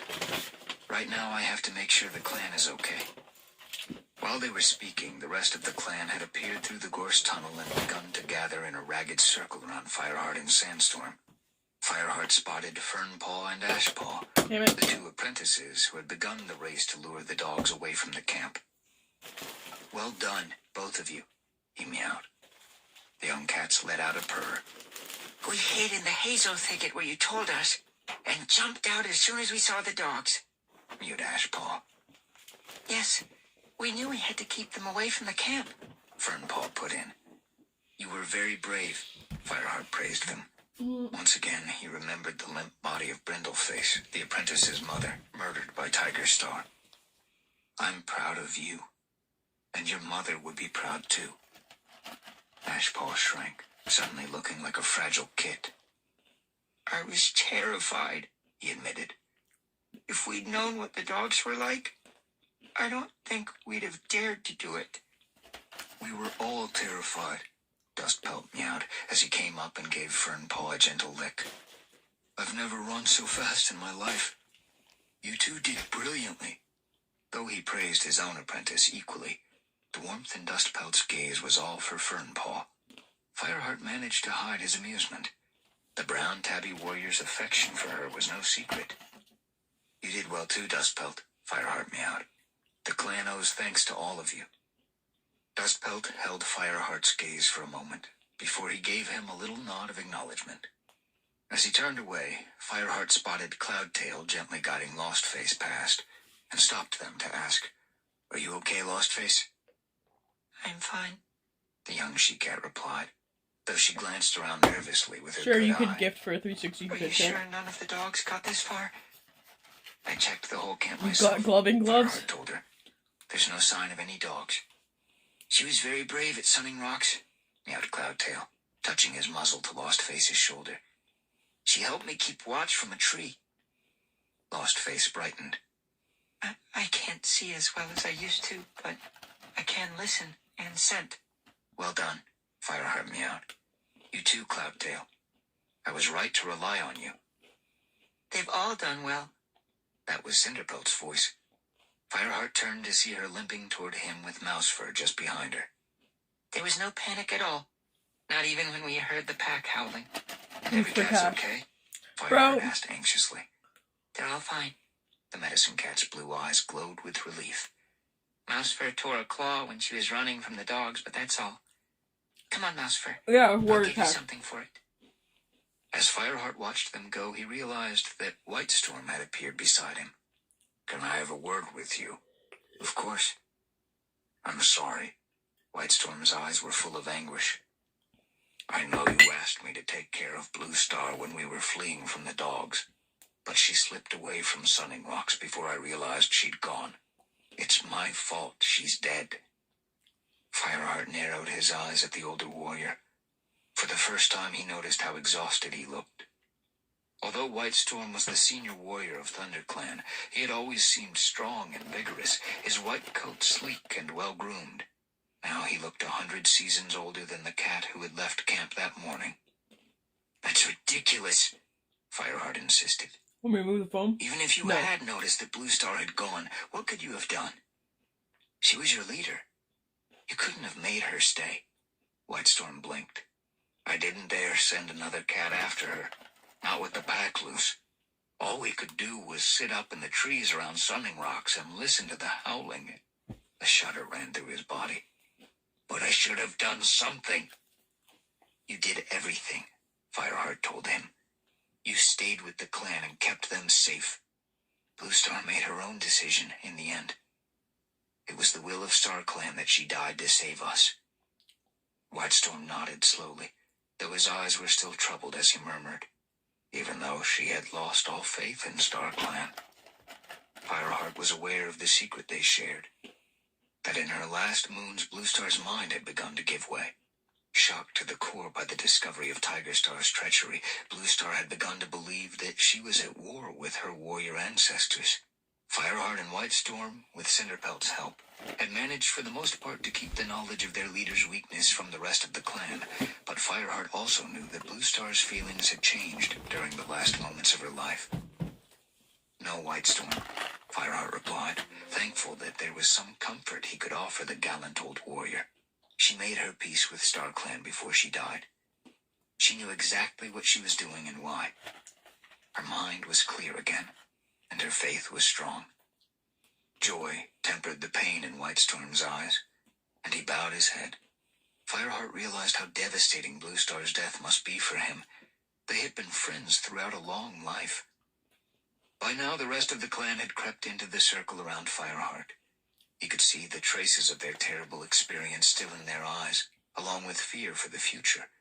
Swallowing uncomfortably, he realized that it was his duty now to calm those fears. "Fireheart," Brackenfur asked hesitantly, "is it true that Blue Star is dead?" Fireheart nodded. "Yes, it's true. She died saving me, and all of us." For a moment he thought his voice would fail completely, and he swallowed hard. "You know that I was the last cat on the trail to lead the dogs to the gorge. When I was almost at the edge, I do know what Tiger Star candy is. leaped out at me and held me down so that the pack leader caught up to me. He would have killed me, and the Thank dogs you, would still be loose in the forest if it hadn't been for Blue Star. And thank you, She Orange. threw herself at the dog right on the edge of the gorge, and they both went over." He could see a ripple of distress sweeping across his clanmates, like wind stirring the trees. "What happened then?" Frostfur asked quietly. Hi. "I went in after her, but I couldn't save her. Briefly, Fireheart closed his eyes, remembering the churning water Thank and you, his Matthew. hopeless struggle to keep his leader afloat. Mistyfoot and Stonefur from RiverClan came to help me when we had been swept clear of the gorge. Candy is like a type of Bluestar jewelry. was alive when we got her out, but it was too late. Her 9th life was over, and she left us to join StarClan. A yowl of grief came from somewhere among the circle of cats. Fireheart realized that many of the cats had not even been born when Bluestar became leader, and losing her now must feel as if the 4 great oaks of 4 trees had been torn up overnight. He raised his voice, forcing it not to shake. Bluestar isn't gone, you know. She's already watching over us from StarClan. Her spirit is here with us now. Or in her den, he thought privately, sharing tongues with Stonefur and Mistyfoot. I would like to see Bluestar now, meowed Speckletail. Where is she? In her den? She turned toward the entrance, flanked by Dappletail and Smallear. I'll come with you, Hi. Frostfur offered, springing to her paws. Alarm shot through Fireheart. He had hoped to give Mistyfoot and Stonefur as much time as possible with their dead mother, but he suddenly realized that apart from Greystripe and Sandstorm, no cats even knew that the 2 RiverClan warriors were in the camp. Hockey. Wait, he began, shouldering his way through the circle. It was too late. Speckletail and Frostfur were already I've eaten an unreal amount of calories today. Den, their fur bristling and their tails fluffed out to twice their normal size as they confronted the strange cats. A menacing snarl came from Frostfur. What are you doing here? Chapter 2. As Fireheart bounded across to Bluestar's den, Speckletail spun around to face him. Her eyes were burning with anger. There are 2 RiverClan cats here, she growled, mauling our leader's body. No, they're not, Fireheart gasped. They've a right to be here. He realized that the rest of the clan had gathered anxiously behind him, and he heard Cloudtail yowling a challenge with snarls of rage breaking out all around. Fireheart whirled to face them. Keep back, he ordered. It's all right. Mistyfoot and Stonefur. You know they're here? The voice was Darkstripe's. The dark tabby thrust his way through the crowd to stand nose to nose with Fireheart. You let enemy cats into our camp? Into our leader's den? Fireheart took a breath, forcing himself to stay calm. He deeply mistrusted the black-striped tabby. When the clan had been preparing to escape the dog pack, Darkstripe had tried to slip away with Tigerstar's kits. He had sworn that he knew nothing of Tigerstar's plot to destroy ThunderClan with the dogs, but Fireheart was not sure he believed him. Have you forgotten what I told you? He asked. Mistyfoot and Stonefur helped me to pull Bluestar out of the river. So you say, Darkstripe spat. How do we know you're telling the truth? Why should RiverClan cats help ThunderClan? They've helped us often enough in the past, Fireheart reminded him. More of us would have died after the fire if RiverClan hadn't given us shelter. That's true, meowed Mousefur. She had returned with Cinderpelt from the Medicine Cat's den in time to hear the confrontation, and now she pushed forward to stand beside Darkstripe. But it's no excuse to leave them alone in the den with Bluestar's body. What are they doing in there? We're giving honor to Bluestar. Oklahoma. Stonefur spoke defiantly. What up, Fireheart Oklahoma? turned his head to see that the RiverClan deputy and Mistyfoot had appeared in the mouth of the den. They both looked taken aback at the reaction of the ThunderClan cats, their fur beginning to bristle as they realized they were being treated as intruders. We wanted to say goodbye to her, Mistyfoot meowed. Why? Mousefur demanded. Fireheart's stomach clenched as Mistyfoot faced the light brown she-cat and answered. She was our mother. Silence fell, broken only by the call of a blackbird from the edge of the camp. Fireheart's mind raced as he faced the shocked, hostile stares of his clan. His gaze met Sandstorm's.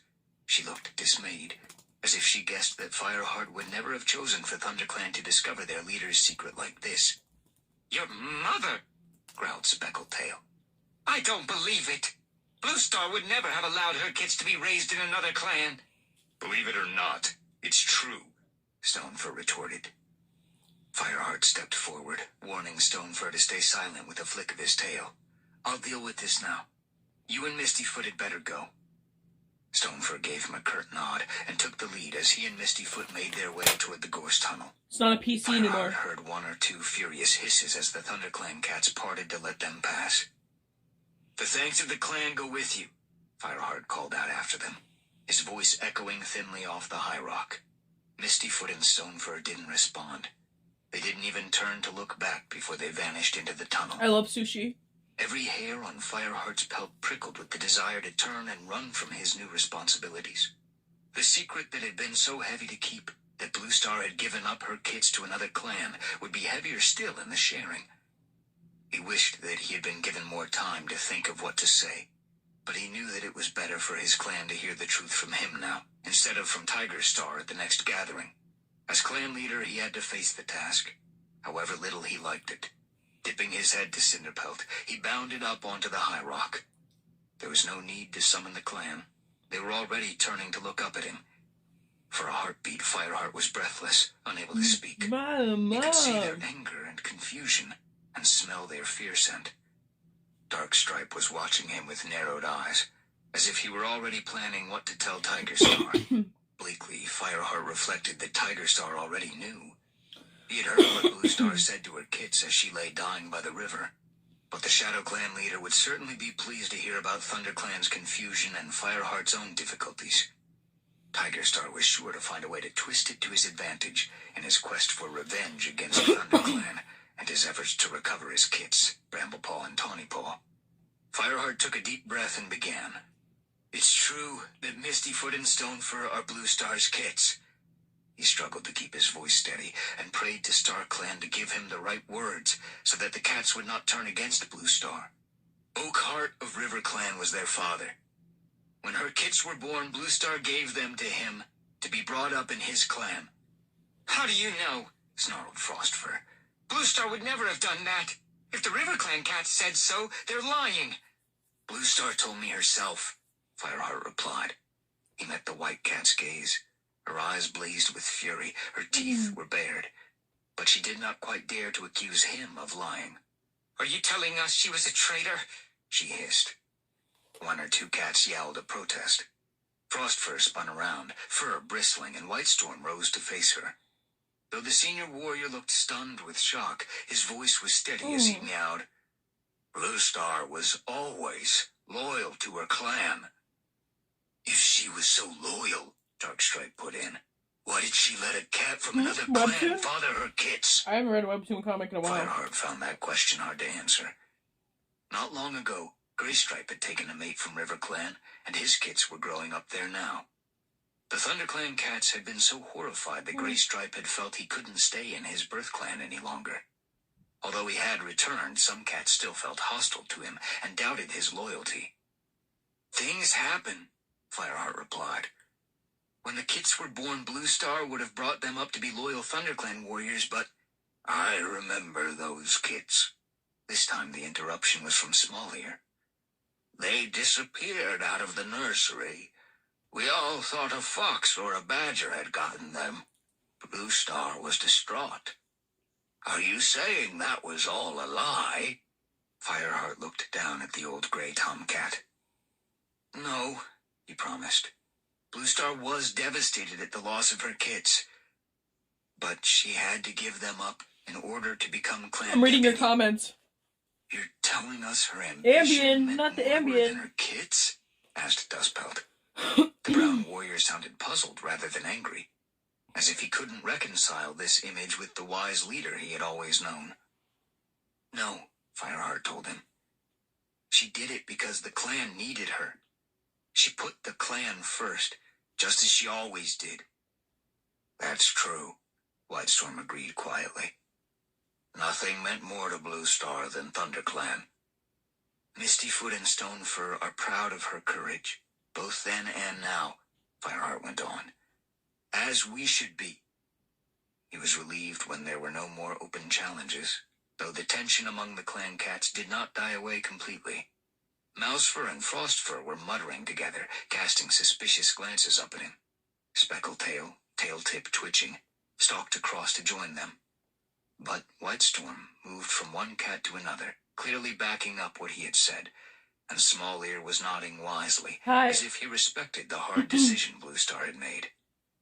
Then a single voice rose clearly out of the hum of conversation. Fireheart, Tawny Paw piped up. Are you going to be our leader now? Before Fireheart are you could gonna be reply, our leader now? Darkstripe sprang to his paws. Accept a kitty pet as clan You're paying leader? to feed me? Are we all mad? It's not a question, Darkstripe. Where cats number 5 is above raising Firestar his in my life. voice above shocked exclamations from Sandstorm and Greystripe. I'm not a Stony Baloney yet. Fireheart is clan deputy. I can be. He succeeds Should I be? Blue Star. That's all there is Thank you so to much it. for your dono. Fireheart flashed him a grateful glance. The fur on his shoulders had begun to bristle, and he deliberately relaxed so that it lay flat again. He would not let Darkstripe see that his challenging words had provoked him. Yet he could not stifle a moment of doubt.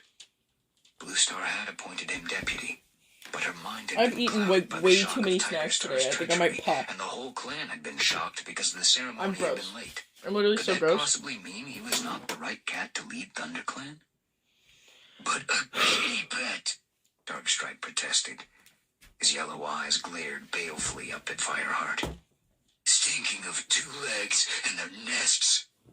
Is that what we want as our leader? Fireheart felt the familiar rage burn in his belly. Hi. Even though he had lived with the clan since he was 6 moons old, Darkstripe never let him forget that he was not forest-born. As he struggled with the desire to leap down and sink his claws into Darkstripe's fur, Goldenflower rose to her paws and stepped forward to face the Dark Warrior. You're wrong, Darkstripe, she growled. That's good. Fireheart has proved his loyalty to the clan 1,000 times over. No clan-born cat could have done more. Fireheart blinked his thanks to her, surprised that Goldenflower of all cats should have supported him so determinedly. She knew of Fireheart's suspicions that her kit Bramblepaw would end up as dangerous as his father, Tigerstar. Though he had taken Bramblepaw as his own apprentice, he never felt comfortable around the young cat, and Goldenflower knew it. She had defended her kits fiercely against what she thought was Fireheart's unreasonable hostility. It was all the more surprising now that she should stand up for him against Darkstripe. Fireheart, don't listen to Darkstripe, Brackenfur added his voice to Goldenflower's. Foxy Outdoors. Every cat here wants you as leader. Apart from him, you're obviously the best cat for the job. Cold press? A murmur of agreement rose from the cats around the high rock, and Fireheart's heart swelled with gratitude. And who are we to go against the decrees of StarClan? Mousefur added. The deputy always becomes clan leader. That is the tradition of the warrior code. Which Fireheart seems to know rather better than you do, Greystripe hissed, flicking his tail contemptuously at Darkstripe. He knew as well as Fireheart that the Dark Warrior had plotted with Tigerstar before the dog attack. Fireheart gestured with one paw to his friend for silence before addressing the whole clan. I promise you that I will spend the rest of my life striving to become the leader that ThunderClan deserves. And with StarClan's help, I will succeed. His gaze was drawn instinctively to Sandstorm, and he felt warmth spread into his paws and the tip of his tail when he saw how proud she looked. As for you, Darkstripe, Fireheart spat, unable to hide his anger. If you don't like the thought of being led by a kitty pet, you can always leave. The Dark Warrior lashed his tail. There was pure hatred in the look he threw Fireheart. If I had never come to the forest, Fireheart realized, Tigerstar would be leader now, and you would be deputy. He had never intended to provoke a public confrontation with Darkstripe, but the Dark Tabby had driven him to it. Though ThunderClan could not afford to lose any warriors, a large part of Fireheart wanted Darkstripe to take him at his word and leave the clan for good. Yet at the same time, he knew that Darkstripe would go straight to ShadowClan and Tigerstar. It was better, Fireheart admitted to himself, to keep his enemies apart. Darkstripe would be less of a threat in ThunderClan, where Fireheart could keep an eye on him. The black-striped warrior went on staring at him for a few heartbeats more, before whipping around to stalk away. But he did not head for the gorse tunnel. Instead, he vanished into the warrior's den. Right. Fireheart raised his voice as he turned back to the rest of the clan. I found your Tonight we will YouTube hold the channel. morning rituals for Blue Star. Mr. Hey again. Cloudtail sprang to his paws, tail fluffed up. Will the real Slim Shady please stand up?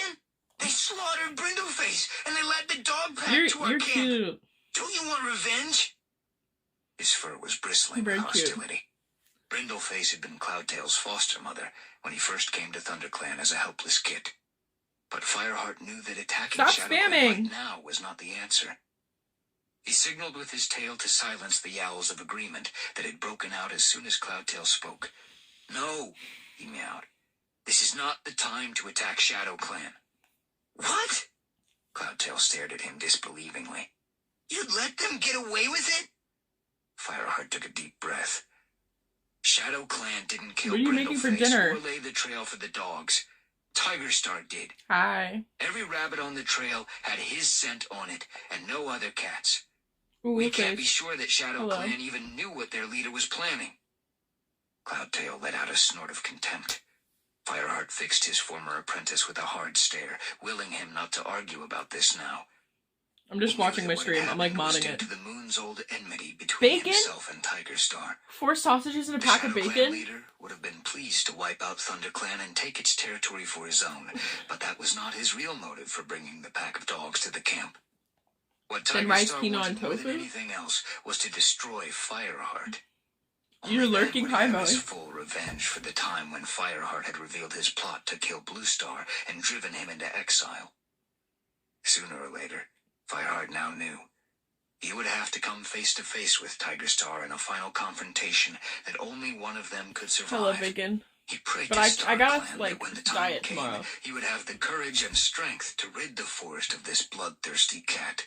You're very Norwegian. Believe me, he meowed out loud, addressing the whole I have, clan. like, a really... Tigerstar will pay. I might go to Florida this month, so I need to start, like, not eating. With ShadowClan.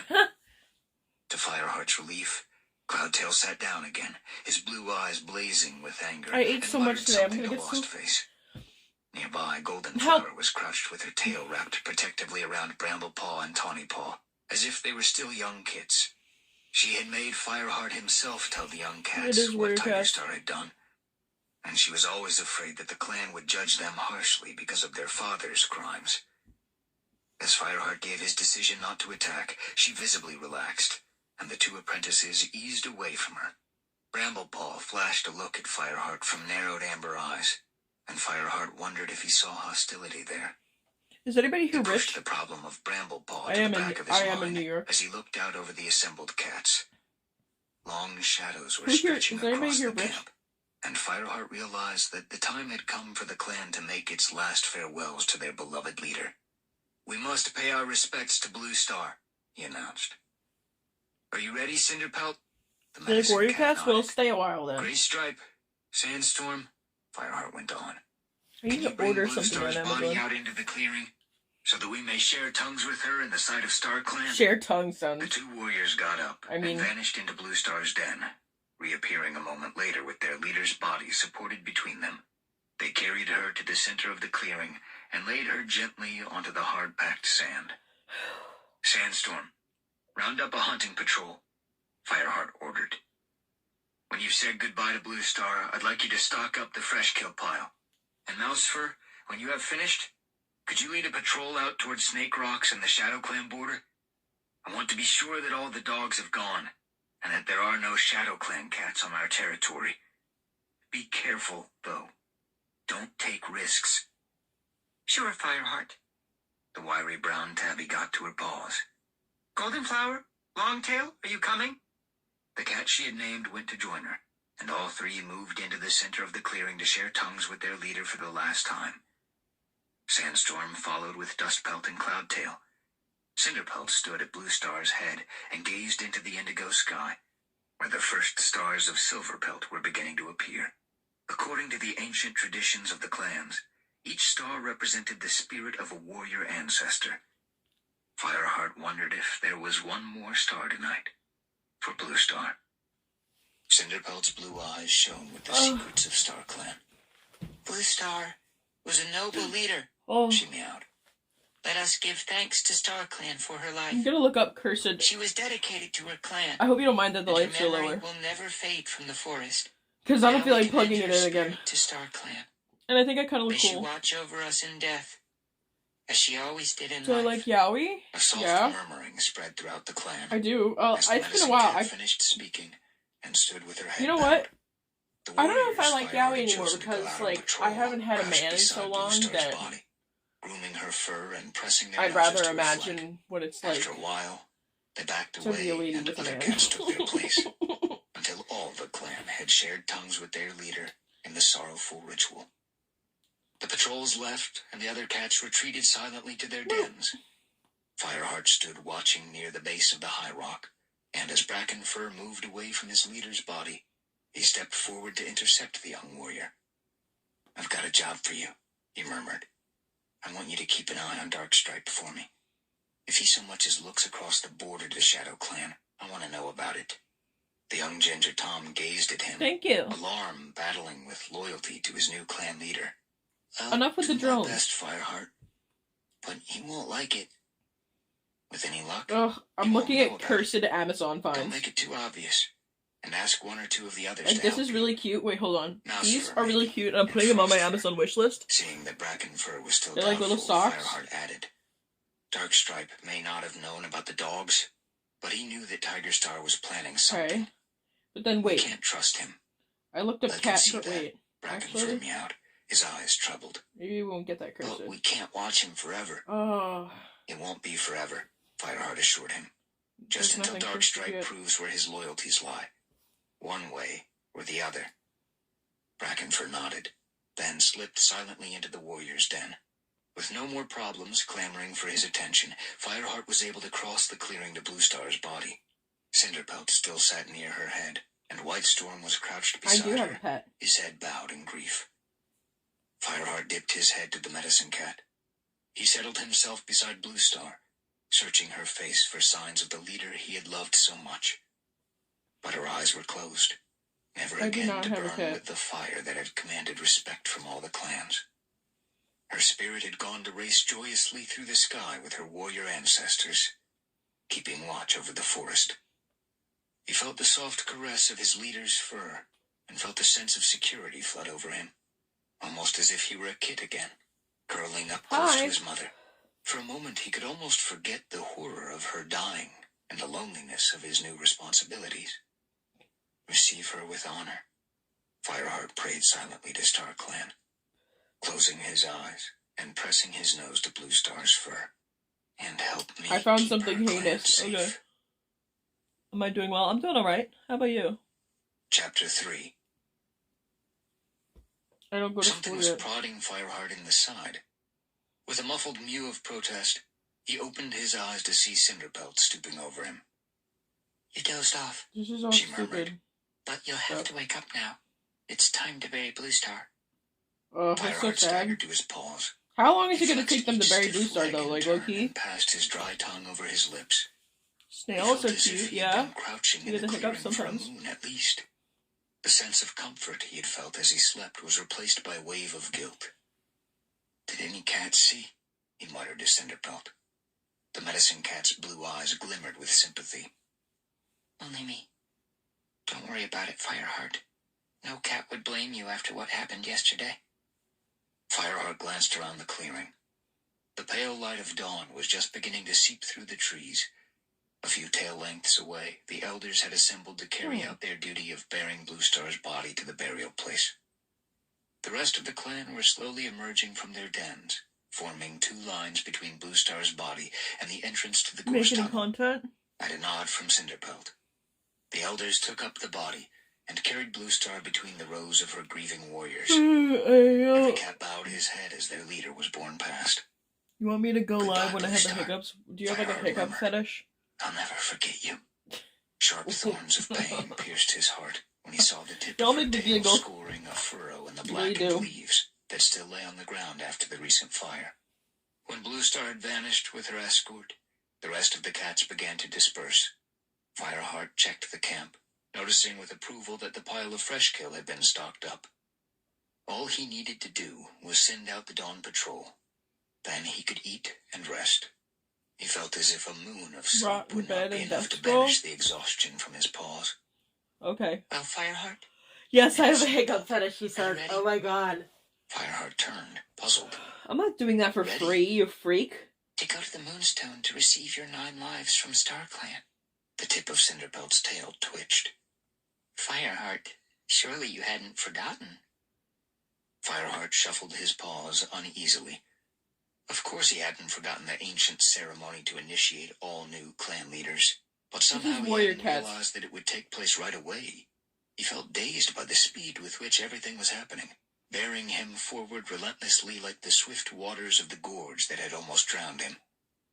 Fear rose in his throat, and he had to swallow quickly.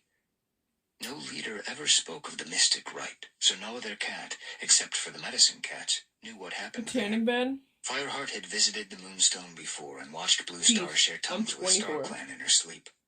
That experience had been awe-inspiring enough. He could not imagine what would happen when he had to lie beside the sacred stone himself and share dreams with his warrior ancestors. On top of this, he knew that high stones, where the Moonstone lay in a canopy for stuffed animals, was a whole day's journey away, and the ritual demanded that he not eat beforehand, not even the strengthening herbs that other cats took for the journey. StarClan will give you strength, meowed Cinderpelt, as if she had read his thoughts. Fireheart muttered in vague agreement. Glancing around, he spotted Whitestorm on his way to the warrior's den and summoned the older warrior with a flick of his tail.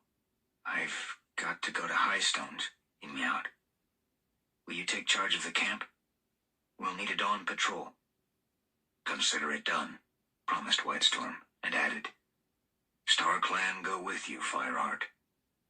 Fireheart took a last look around the camp as he followed Cinderpelt toward the gorge tunnel. Where will I put my canopy of stuffed animals? Going on a long journey, farther than he had ever traveled before, where the prospect of return looked doubtful. And in a way, he never would return. For the cat who came back would have a new name, new responsibilities. I don't know where I'd put it. And a new relationship with the StarClan. You Cash Apped me? As he turned away, what? A yowl sounded behind him. Thank you. Graystripe and Sandstorm were racing across the clearing. He went sneaking off without saying goodbye. Graystripe. I don't want to put it above the computer. Sandstorm said nothing. But thank you so much. You make me feel better about eating so many snacks. I'll be back tomorrow, Fireheart meowed.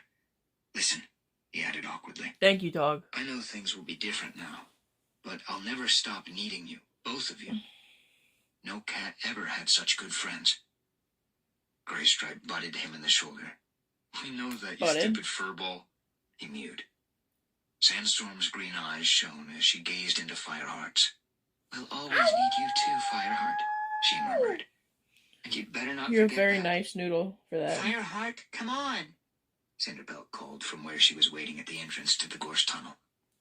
We have to reach Highstones by nightfall. Tomorrow? Remember, I can't move I have as a fast goal. as you.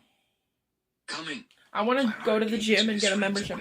Although, I don't know, because we're planning a vacation, so I'm like, His heart felt full of hope as he caught up to her and made his way to the top of the ravine.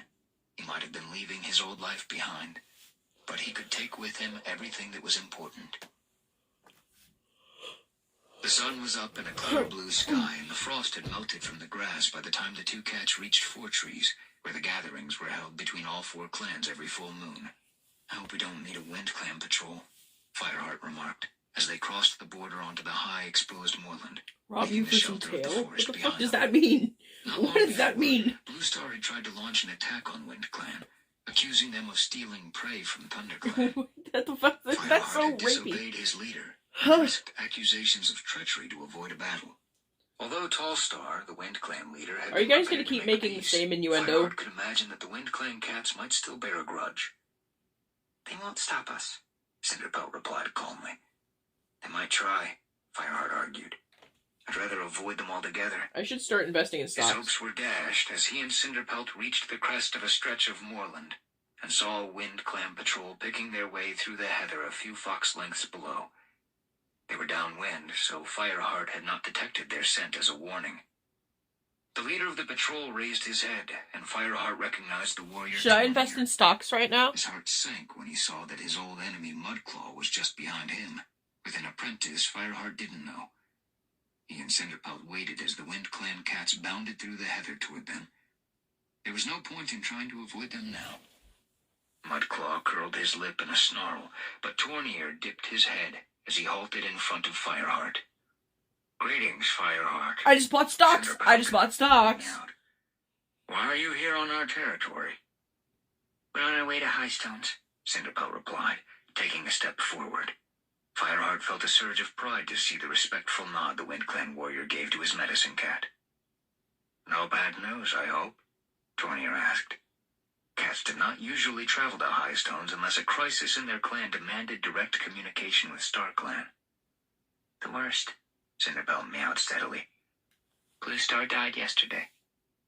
All three WindClan cats bowed their heads. Even Mudclaw looked solemn.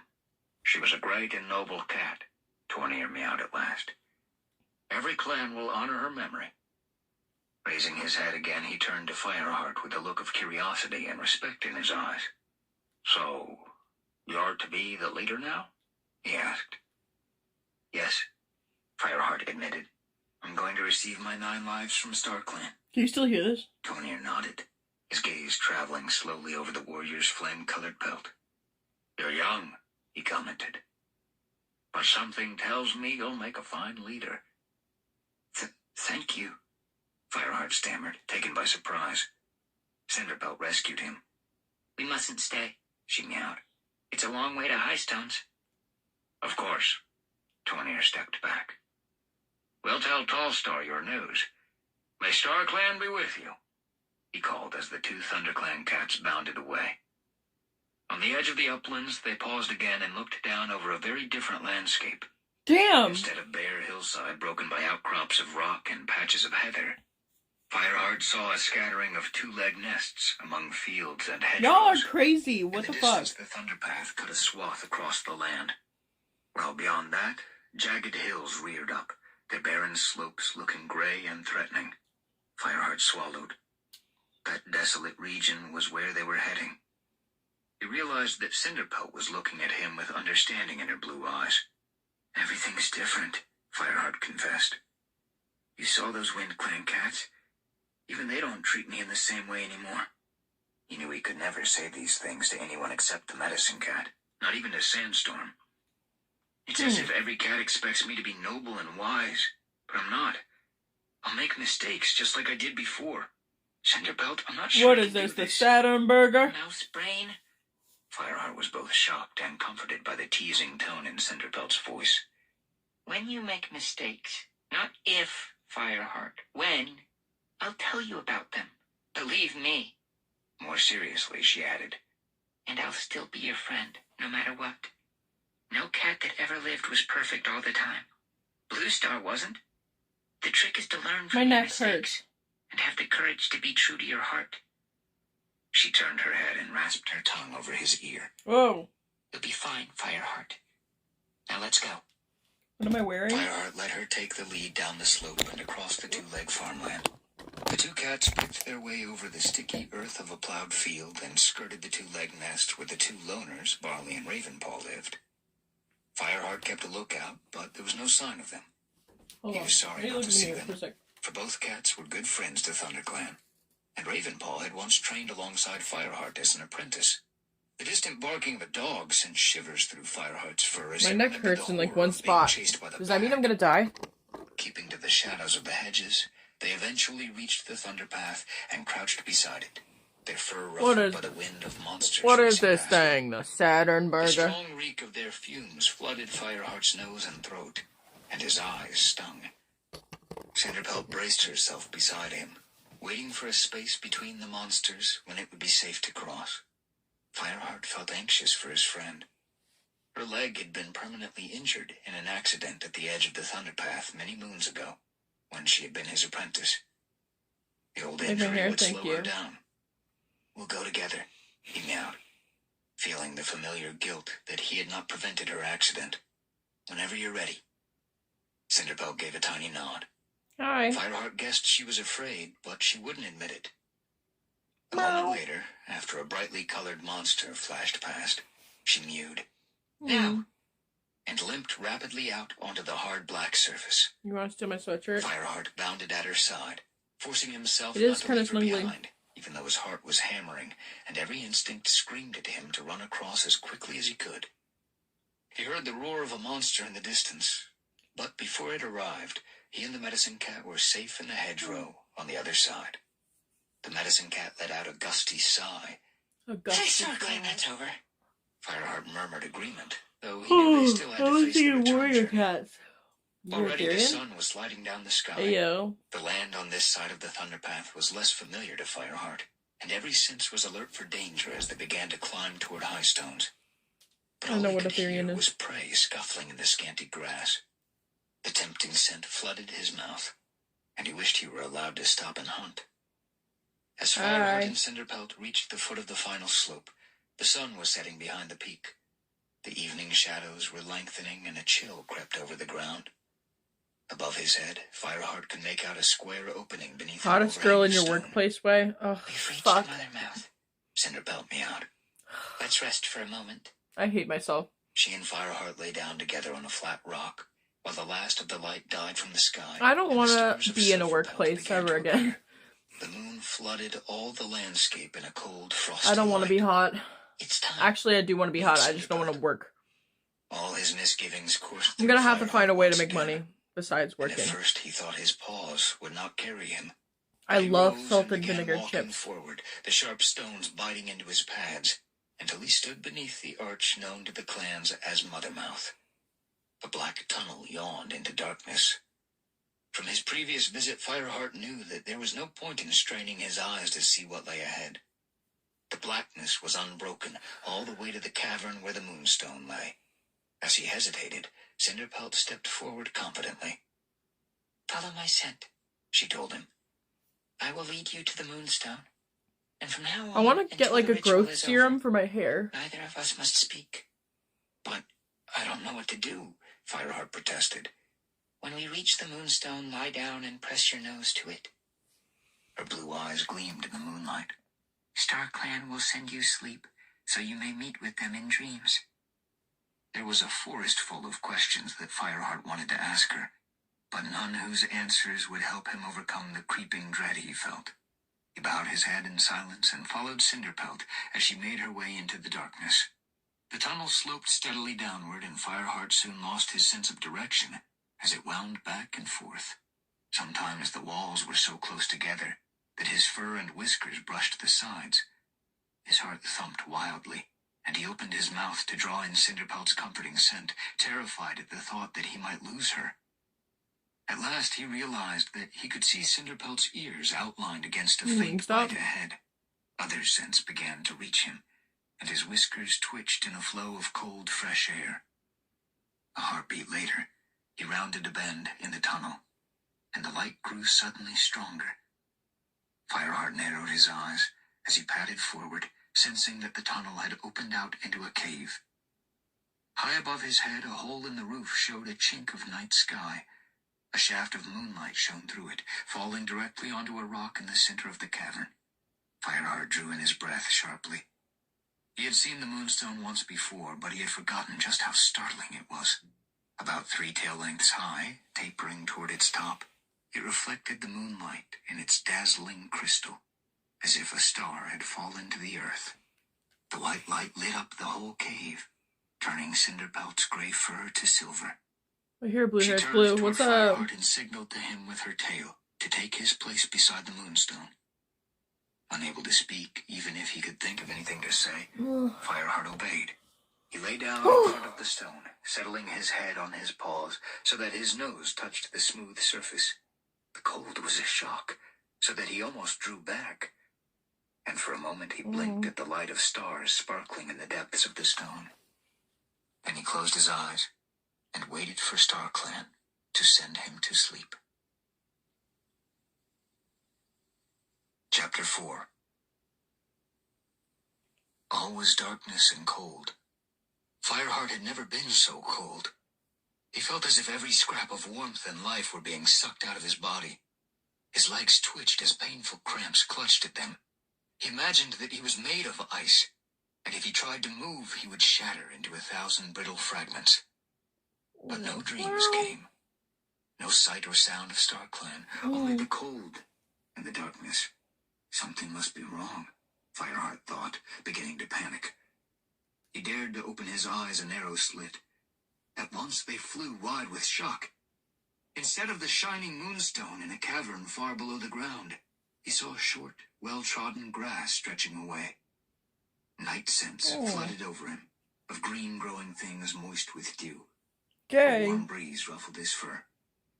Scrambling into a sitting position, Fireheart realized he was in the hollow at Four Trees, near the base of the great rock. The towering oaks in full leaf rustled over his head, and Silver Let's try something different. What do you mean? Beyond them in the night sky. How did I come here? He wondered. You're not enjoying? Is this the dream that Cinderpelt promised? He raised his head and looked up at the sky. He could not remember its being so clear. Silverpelt looked closer than he had ever seen before, scarcely higher than the topmost branches of the oaks. As Fireheart gazed at it, he realized something that sent the blood thrilling through his veins like liquid fire. The stars were moving. They swirled before his disbelieving eyes and began to spiral downward, toward the forest, toward Four Trees, toward him. Fireheart waited, his heart pounding. And the cats of StarClan came stalking down the sky. Frost sparkled at their paws and glittered in their eyes. Their pelts were white flame. They carried the scent of ice and fire and the wild places of the night. Fireheart crouched before them. He could scarcely bear to go on looking, and yet he could not bear to look away. He wanted to absorb this moment into every hair on his pelt, so it would be his forever. After a time that might have lasted 100 seasons or a single heartbeat, all the cats of StarClan had come down to earth. All around Fireheart, the hollow of Four Trees was lined with their shimmering bodies and blazing eyes. Fireheart crouched in the center, surrounded on all sides. He began to realize that some of the starry cats, those sitting closest to him, were achingly familiar. Blue Star. Joy pierced him like a thorn in his heart. And Yellowfang. Then he drew in a familiar, sweet scent, and turned his head to see the tortoise-shell fur and gentle face that he had dreamed of so often. Spotted Leaf. Oh, Spotted Leaf. His beloved medicine cat had come back to him.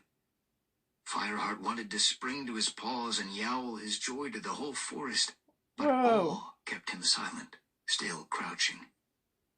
Welcome, Fireheart.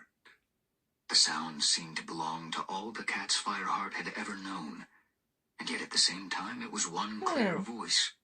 Are you ready to receive your 9 lives? Fireheart glanced around, but he couldn't see any cat speaking. Yes, he replied, forcing his voice not to shake. I'm ready. A golden tabby cat rose to his paws and strode toward him, his head and tail high.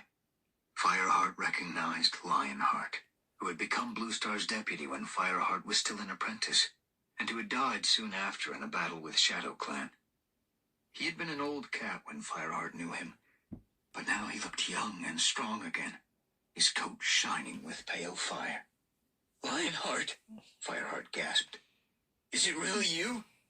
Lionheart did not reply. When he was close enough, he stooped and touched his nose to Fireheart's head.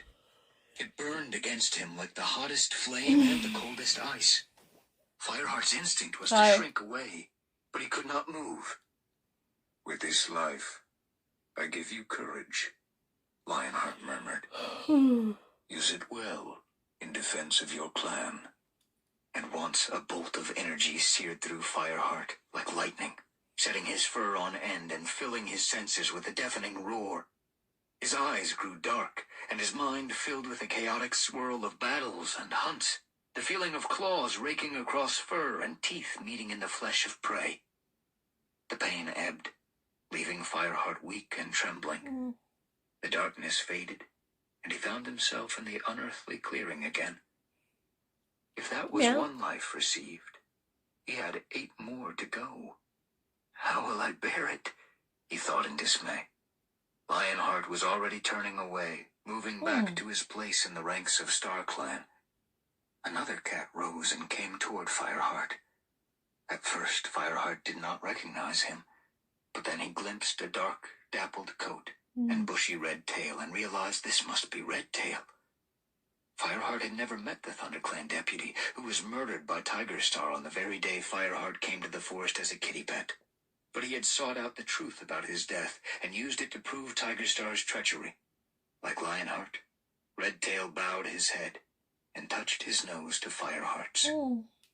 With this life, I'm watching I give Reddit. you justice, he mewed. Use it well as you judge the actions of others. Once more an agonizing spasm rushed through Fireheart, and he had to grit his teeth to stop himself from yowling. When he recovered, panting as if he had raced all the way back to camp, he saw Redtail watching him. Thank you, the former deputy meowed solemnly. You revealed the truth when no other cat could. Oh. Fireheart managed to nod in acknowledgement as Redtail went back to sit beside Lionheart again, and a third cat emerged from the ranks. New monster flavor? This time, Fireheart's jaws dropped open when he recognized the beautiful Tabby, her coat glimmering with a silvery sheen. It was Graystripe's lost love, Which one? Silverstream, the River Clan queen who had died bearing his kits. Her paws scarcely skimmed the ground as she bent down to him. With this life, I give you loyalty to what you know to be right, she meowed.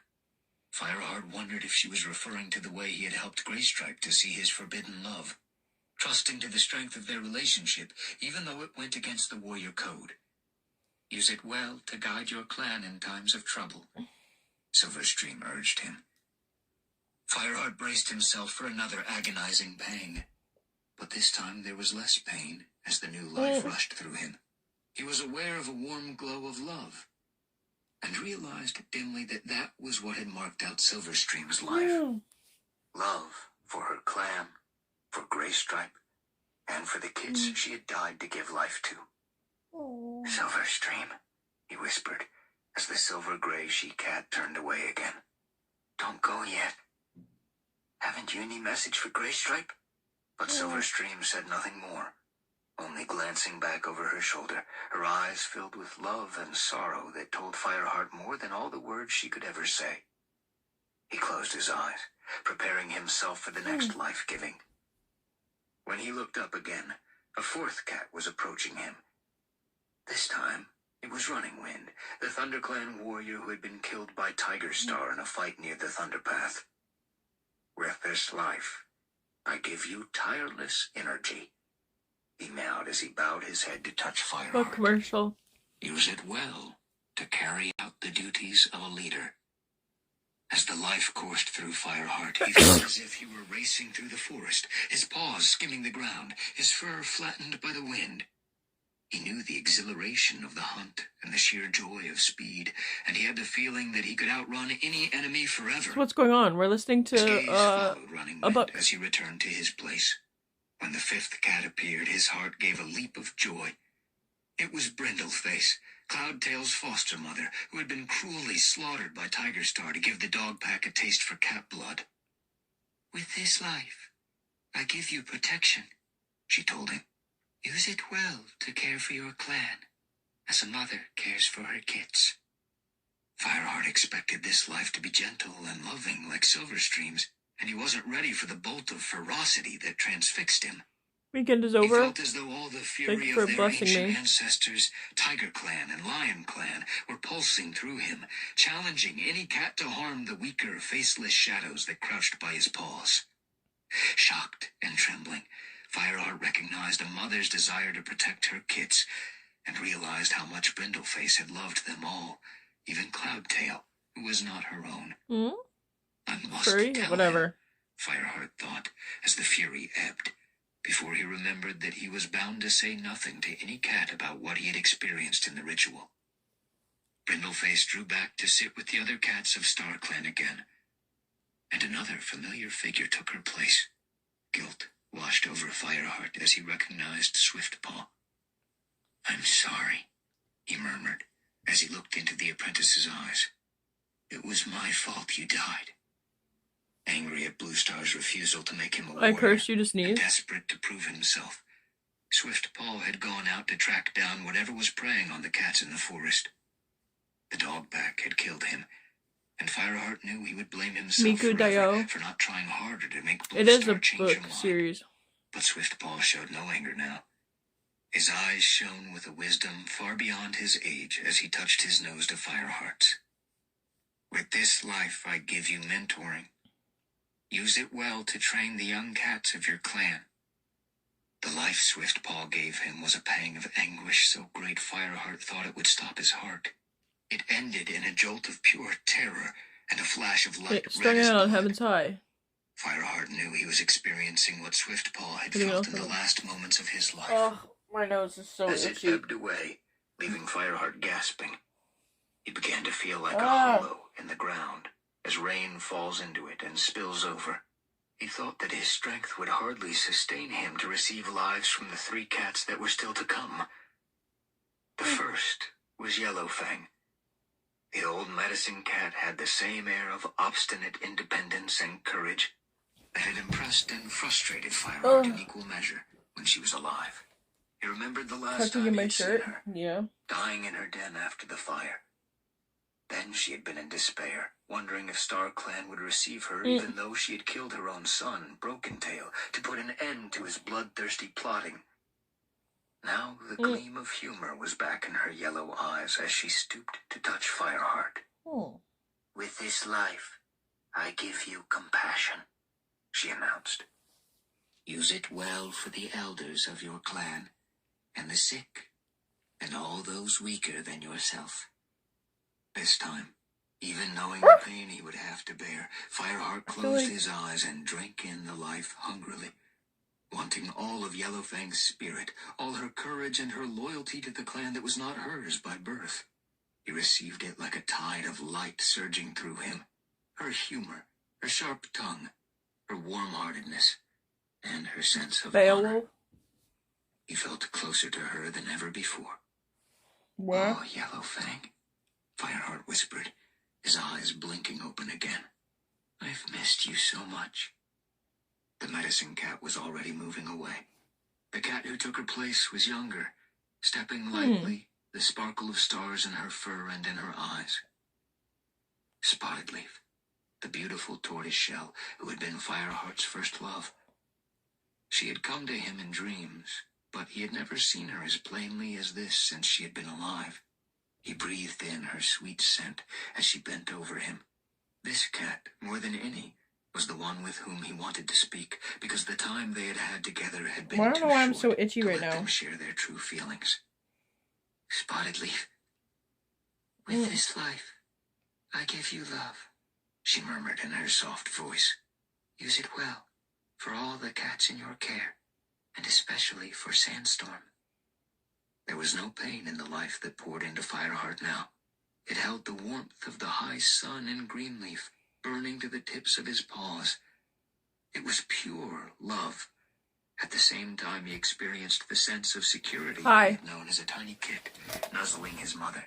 He gazed up at Spotted Leaf, wrapped in a contentment he had never known before. I'm stuck on Reddit, and my ears itching the crap out of me. He gleam in her eyes as she turned away, and his disappointment that she had not stayed to talk to him was mixed with relief that she approved of his new choice.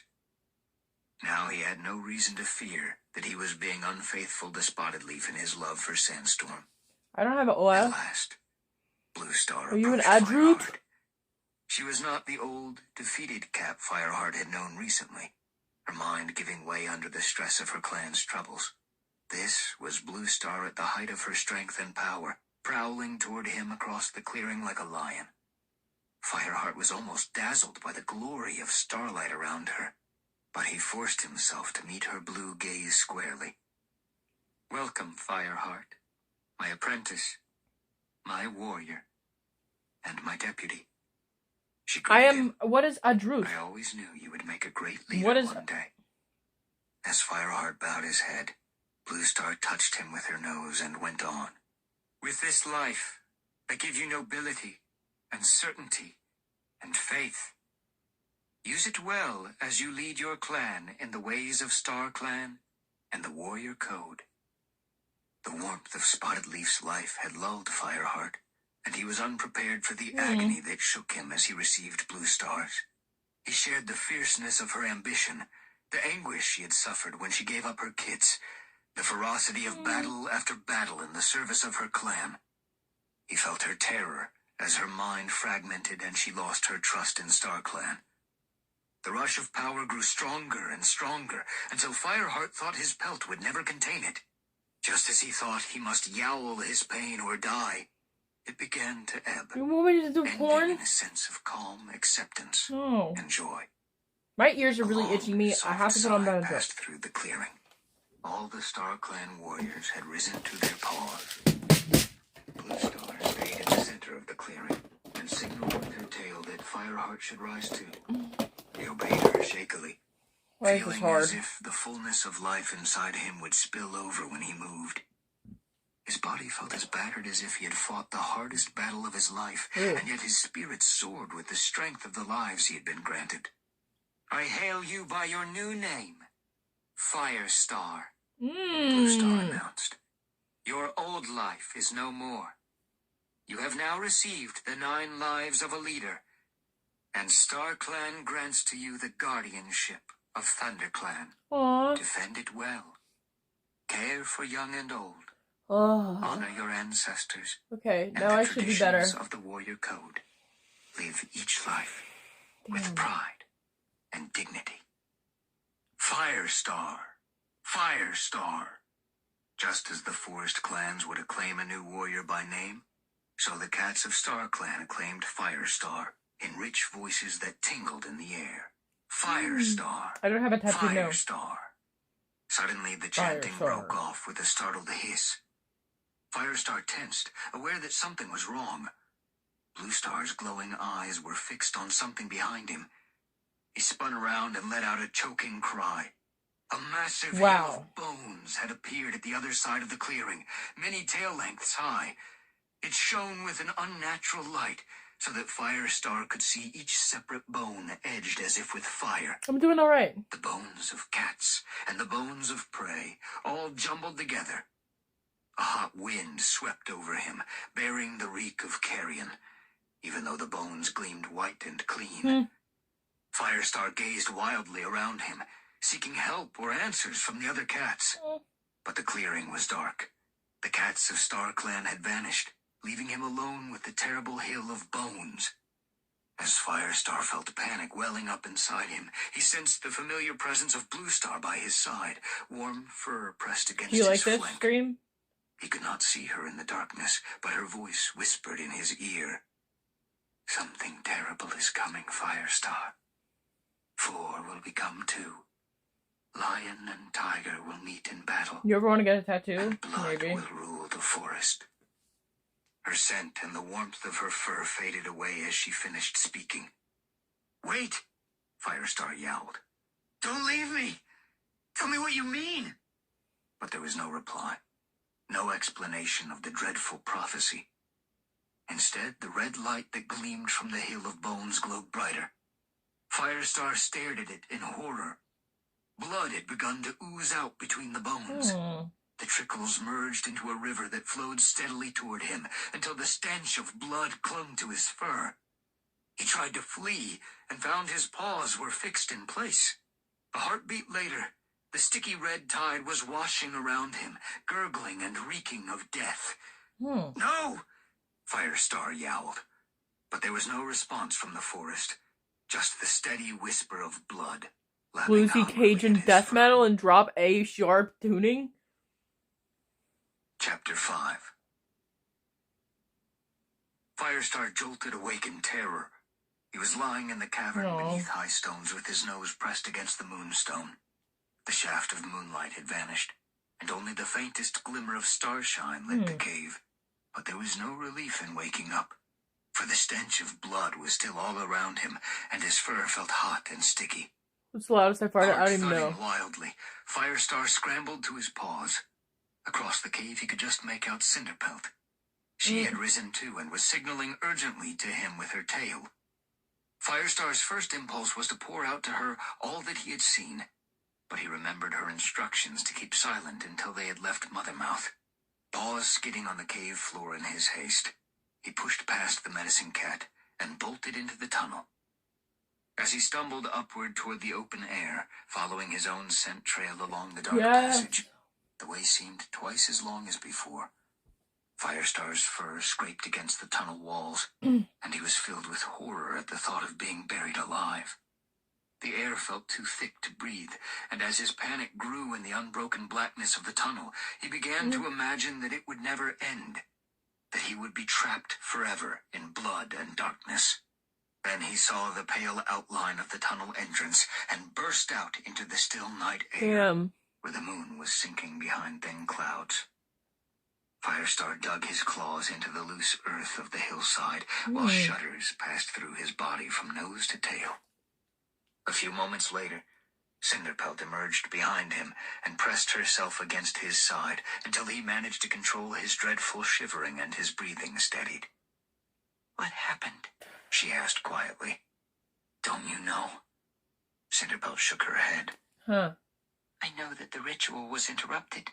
The scent of blood told me that. But I don't know why." She looked deep into his eyes. Her own were burning with concern. "Tell me, did you receive your 9 lives and your name?" Firestar nodded, and the medicine cat relaxed slightly. "Then the rest can wait. Let's go." For a moment, Firestar felt too exhausted to move. But he did not want to stay anywhere near Mothermouth and the terrible things that he had seen in the cave. Shakily, paw step by paw step, he began to descend the hill. Cinderpelt padded beside him, sometimes nudging him toward an easier route, and Firestar was grateful for her unquestioning presence. As they drew farther away from the tunnel, the stench of blood faded from his mouth and nostrils. Still, Firestar felt that even if he washed for a moon, he would never get rid of the last traces from his fur. He began to feel stronger, but he was still very tired. What do you do this for? Well, I'm just resting tonight. He flopped down I was in the shelter sad. Of a hawthorn bush. Now I'm a little less sad. He meowed. Cinderpelt tucked herself into the grass beside him, and for a few moments the two cats shared tongues in silence. Firestar wanted to tell the medicine cat what he had seen, but something kept him silent. Partly he wanted to protect her from the dreadful fear he had felt. No, I put out Benadryl. Even if she could explain what Blue Well, I don't give a shit, meant, okay? Would it help to have another cat look forward to the future with the dread that he now felt? And partly he hoped that if he never spoke of the dreadful vision, it might not come true. Or was there a curse on his leadership that nothing could avert? Blue Star had told him before she died that he was the fire who would save the clan. How could that be true? If the fire was quenched by the tidal wave of blood he had just seen. Firestar had experienced prophetic dreams before, and he had learned to take them seriously. He could oh my god, sorry. This, especially when it came at such a I was looking at scene videos. While he was receiving his 9 lives and his new name. Cinderpelt broke into his reverie. "It's okay if you don't want to talk about it yet, you know." Firestar pushed his muzzle into her fur, grateful for her warmth. "I'll think about it first," he mewed slowly. "Right now, it's too close." He shivered again at the memory. "Cinderpelt," he went on, "I've never told any cat this before, but sometimes I have dreams that tell me about the future." Cinderpelt's ears twitched in surprise. "That's unusual. Clan leaders and medicine cats commune with Star Clan, but I never heard of ordinary warriors having prophetic dreams. How long has this been going on?" "Since I was a kitty pet," Firestar admitted, remembering the dream of hunting a mouse that had first driven him into the forest. "But I don't know if the dreams come from Star Clan." Slime. After all, before he What is came wrong to the with me? forest, What do you he mean? hadn't What's even wrong with known about me? Star Clan. Could they have been watching over him even then? Ooh. The medicine cat's eyes were thoughtful. "In the end, all dreams come from Star Clan," she murmured. "Do they always come true?" "Yes," Firestar replied, "but not always in the way I expect.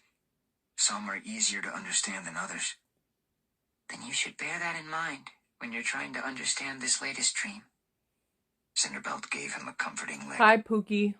"Remember, Firestar, you're not alone. Now that you're clan leader, Star Clan will share many things with you. But I'm here to help you interpret the signs. Tell me as much or as little as you want." Though Firestar was grateful for her understanding, Cinderpelt's words chilled him. His new relationship with StarClan was driving him along new paths where he might not want to go. For a few heartbeats, he longed to be no more than a warrior again, hunting with Greystripe or sharing tongues with Sandstorm in the den. "Thank you, Cinderpelt," he meowed, forcing himself to his paws. "I promise I'll talk to you whenever I feel the need." But even though he meant what he said, deep down he wondered how helpful she would be. Firestar couldn't help feeling that this was something he had to face alone. He let out a long sigh. "Let's keep going." However much Firestar longed to get home, his strength was failing. Since the discovery of the dog pack and the heart-stopping dash through the forest to lead them to the gorge, he had eaten little and scarcely slept except to dream. The long journey to High Stones and the agony of receiving his 9 lives, followed by the terrible vision, had taken all he had to give. His steps became slower and more uncertain. Ooh. They were passing Barley's farm when the medicine cat gave his shoulder a sharp nudge. "That's enough, Firestar," she meowed firmly. "As your medicine cat, I'm telling you that you need to rest. Let's see if Barley and Ravenpaw are at home." "Good idea." Firestar felt too relieved at the prospect of resting to argue. Cautiously, the 2 cats approached the 2-leg barn. Firestar was worried that the dogs might be unchained, but their scent was faint and distant. Much stronger was the scent of cats. And as they drew closer, Lazerkitty, hi. Firestar spotted a muscular black and white Toms. My phone died.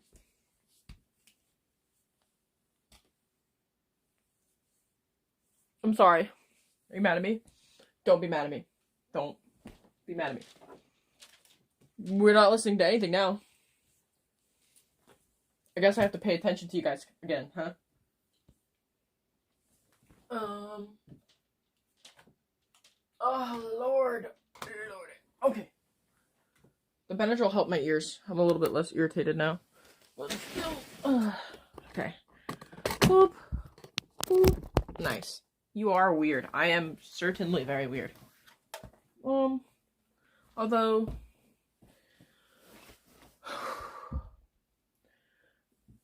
Warrior Cats is fun. Oh, I plugged in the wrong phone. I'm sorry.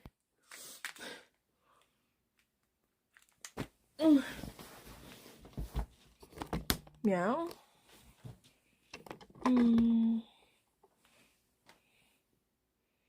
Meow.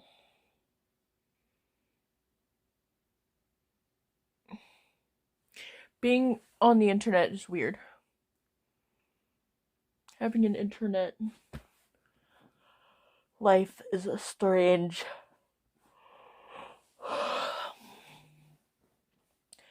Are you guys gonna come back here tomorrow night?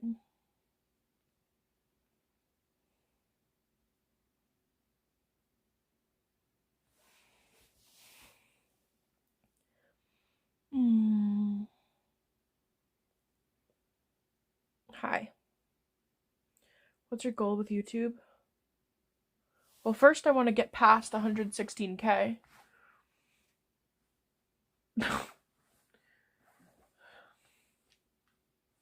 I want to be able to, like, not have to get another job. Ow! My little leggy hurts. Ow.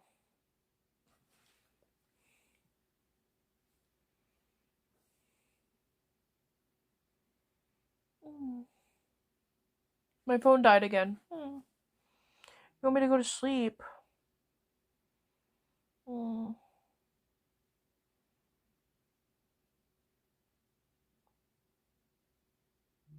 Maybe I should go to sleep. Are my mods here? Mods, where you at? I'm weird? Stop saying I'm weird.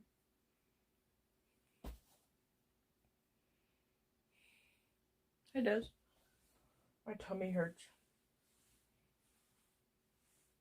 Oh, hi Mason. Oof. My tummy. The blurple one. I am pretty blurple right now.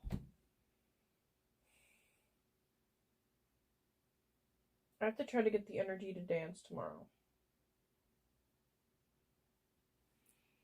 The energy to do anything. Capitalism kills. It does.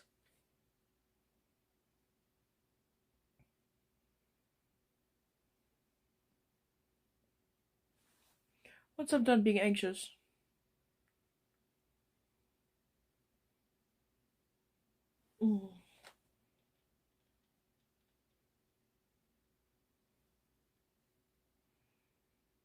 Take care of myself. Oh.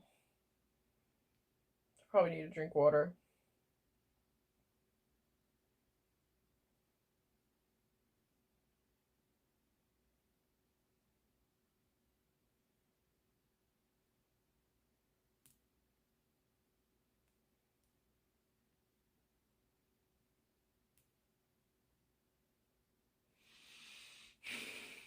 Sorry. I was thinking about I thought I banned the word twerk. How is it getting past? How is it getting past the auto mod? Sleeping on live? I don't think I can. I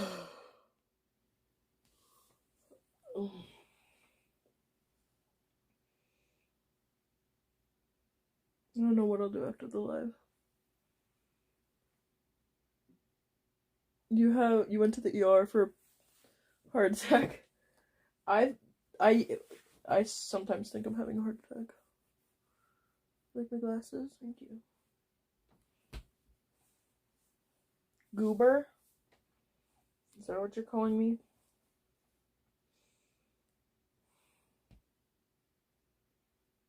Oh, I'm cute, thank you. I just, it's nice that people hung out with me, even though I kind of didn't really stream much. It's nice I got to relax. I don't know why I don't have any more energy. It feels like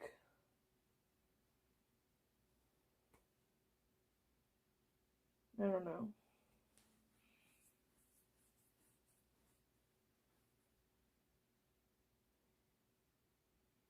Would you like me to call you? Shade.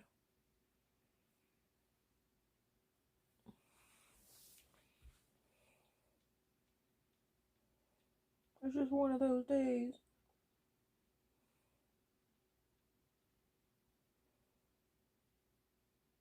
Take care. You're sad? I don't know. I think I'm like getting less sad. I just need to. I need to get up and do something tomorrow. And I need Tuesday to come.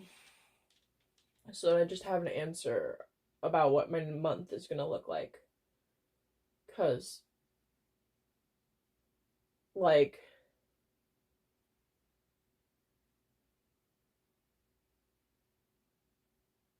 I don't know what is gonna happen to me.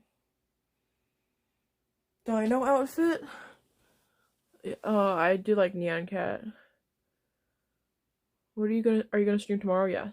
What happened? I don't know. Long story. I just don't know.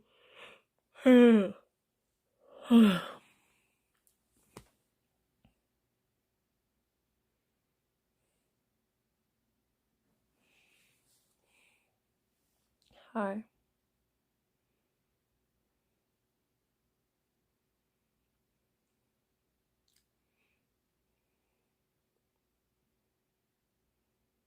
Do you use Prism Live? Yes, I do.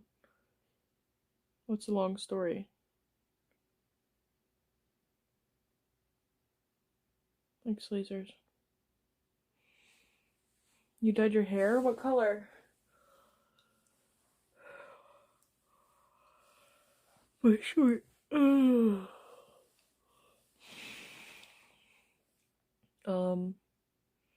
2 weeks, I definitely won't be working at that job anymore. Is what I mean. That's the long story short.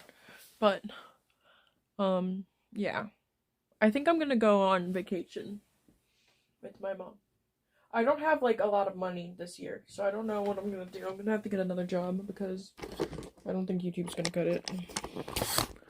I feel like my channel's, like, tanking lately. It's not good. Not stable enough.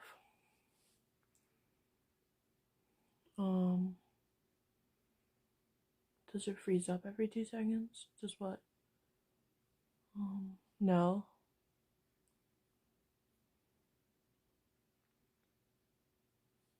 I don't know what I'm gonna do for a job though. Ugh.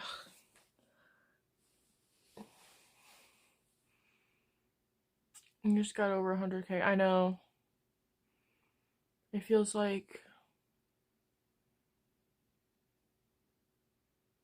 I don't know what it feels like. I'm not worried. I just, I'm worried about my future. But it's okay. I don't have to worry about it all right now. My tummy hurts. I feel like, do you like TV Girl? Yeah.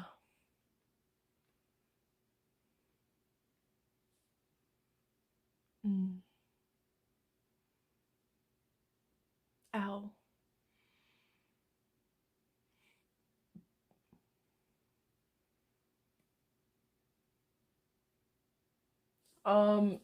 I know how. Yes, Lil Peep died because he overdosed on Xannies. There's always OnlyFans. You be okay. Thank you for that.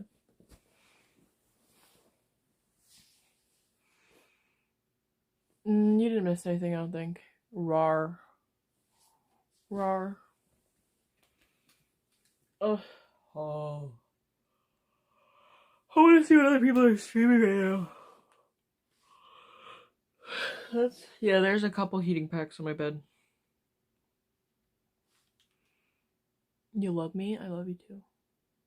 Rawr.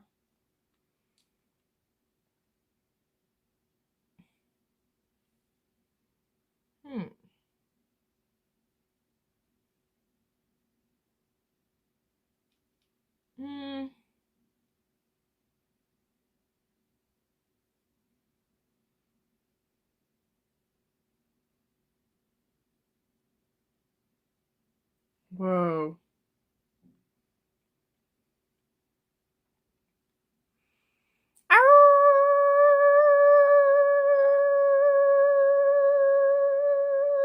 Thank you, Clara. Clara Bisson. Thank you for your contribution. Wow. I should try to go to a rave.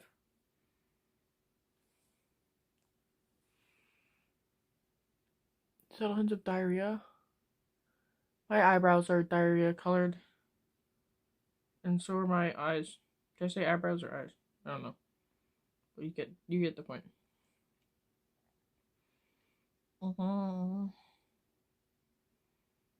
Whoa.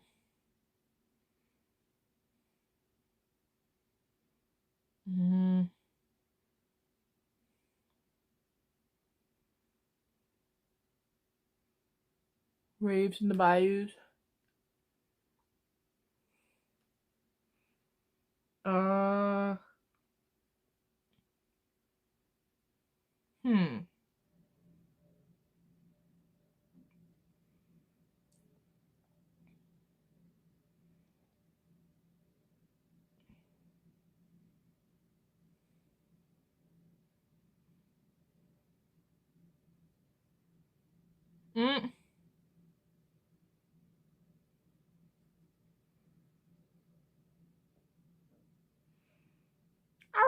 Should I get nipple piercings?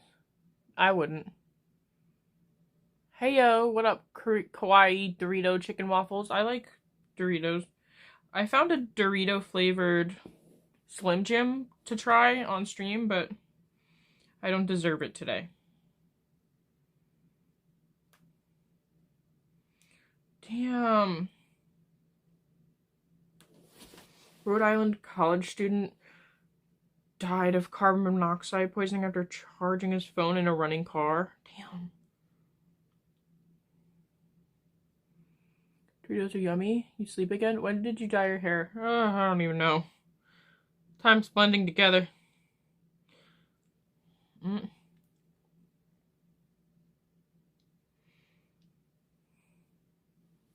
I like Doritos. What's your favorite flavor of Dorito?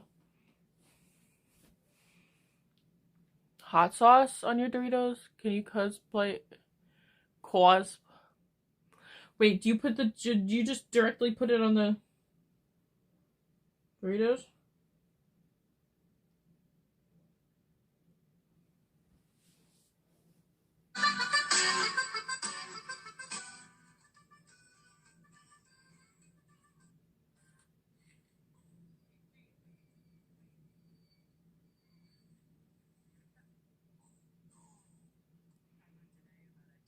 Alani. Ow! What's my favorite? Hope you have a bright future. What's your favorite Dorito flavor? My favorite is purple.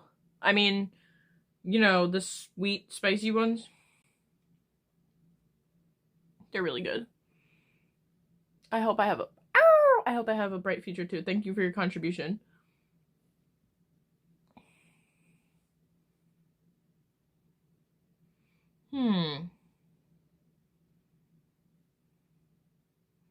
Cool Ranch barbecue flavor? Is that what that is?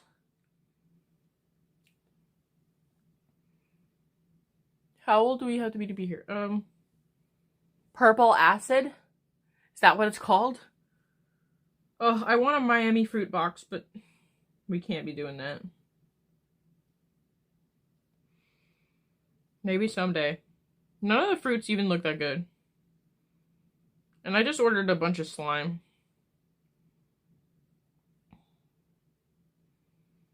I'm like a bird. Whoa. Whoa. Hi. What up, Danielle D?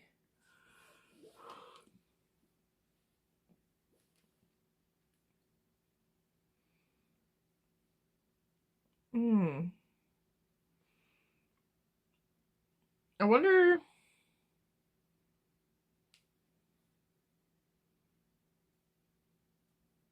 Oh, heck no.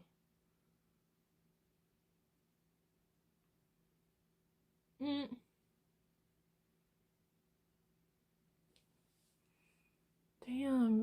I could call my friend and ask if she can come over and drink Alani's. Alani's are really bad for you. This is a really cool harness from Subject Delta that I want, but it's gotta be so much fucking money. But look at how cute it is. I can't take it. How much money? I'm sorry, Subject Delta. I gotta know.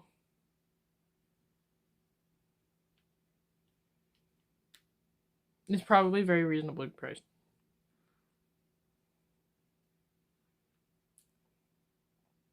I just want to know how much I have to save. Brittany. You'll buy it for me? Really? That would be really cool. I'm just saying, that would be really cool. That would be, like, so awesome. You can use my code, which will get me towards a free item. That would be so awesome. Let me look.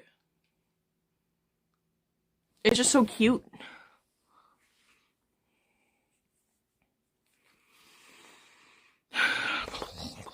Come on, let me see. Inside of me. Is that stream friendly? Well, I'll wear it over clothes. Alani's are like just really bad. I wouldn't do it. There's so many harnesses. Oh, Lord Jesus. Lord Jesus. Ugh. What is this new harness called that I can't remember? There are so many cute harnesses. I can't take it. This one is called... Wait. Oh my god. Is it even in the shop yet? It's not in the shop yet. But I'm guessing... It's probably going to be a lot.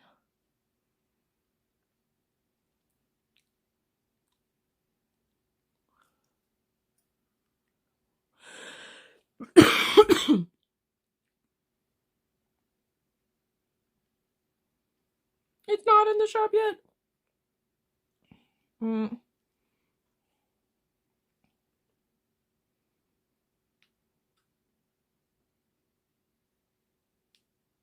I don't know if this is gonna be like a... I need this so bad. Anyway. Everclear. Everclear. Is that what Everclear is? Ah! I want it so bad. Ugh. Ooh. Oh no!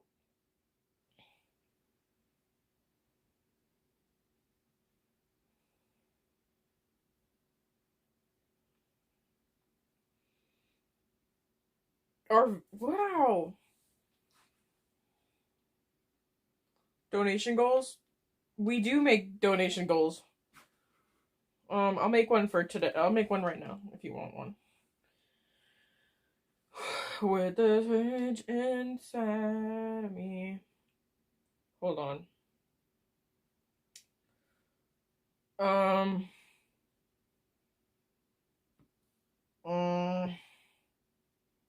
What was I doing? What was I doing, guys? Oh. I have comments.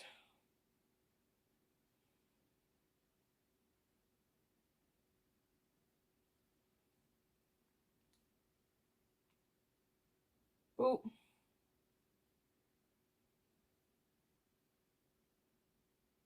The blurriest night possible. That's funny. Damn. Do you think the world is going to war?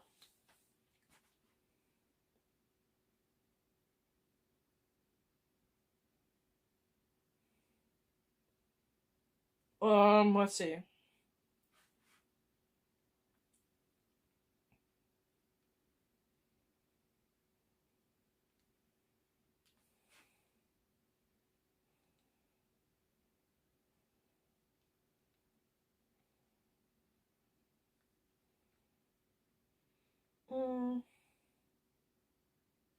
Hello, beautiful lady. Am I a beautiful lady? Oh my god, you dozed off. Are you sleepy, Desmond? Are you literally sleepy? I really wanted to eat some cheese, you know that?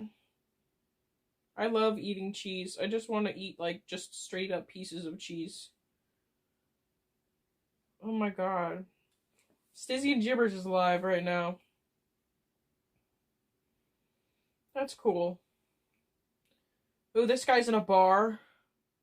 You have VTuber. Ugh.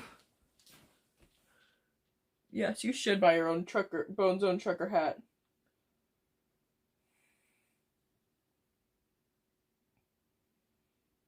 Whoa.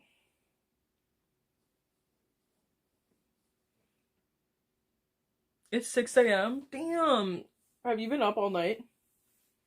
These videos make me so hungry. I need to not eat as much. I need to drink a lot of water. I wonder. I have a doctor's appointment on Tuesday.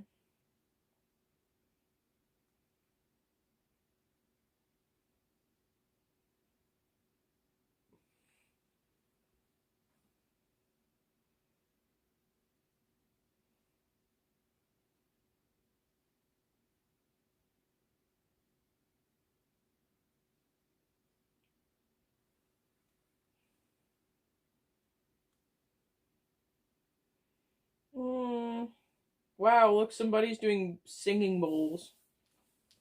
That looks fun. Shout out Piss? Yeah, sure. Shout out to Piss. New mask. Dang. So many nice live streams. Oh, there's this oh my god, these people that remove pearls from clams are going hard. Honestly, work. Oh, this guy's reading to you in bed. That's kind of... The work becomes a rehearsal. Wow. He kind of... That's like a beta voice.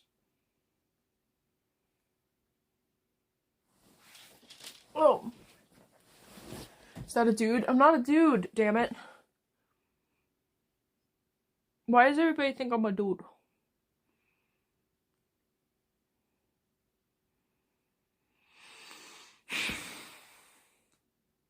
I had to take my pills.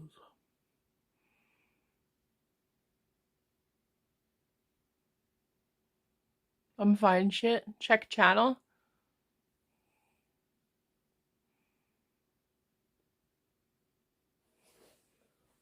I should go to the gym in the morning. Because I feel really fat right now. And I'd like to feel less fat. They probably have like a treadmill that I can just hang out on. Even if I don't feel like lifting shit. But maybe I will.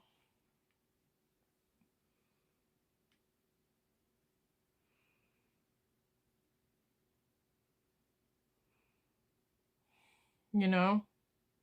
I should do ASMR. You know what I mean? Would you guys hate me if I started doing ASMR? Whoa! This dude has like mystery meat. You didn't ever send money for Sketty, no? To compete Highland Games? What is that?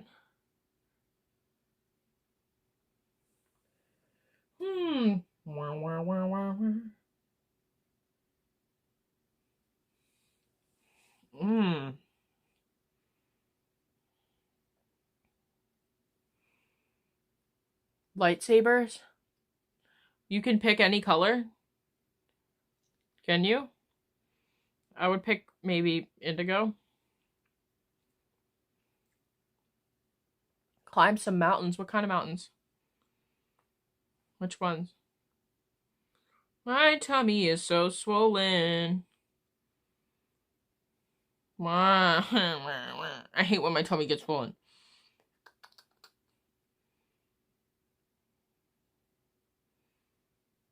The new Arch Burger. Oh yeah, there's a new like right? Don't say bad words. Damn.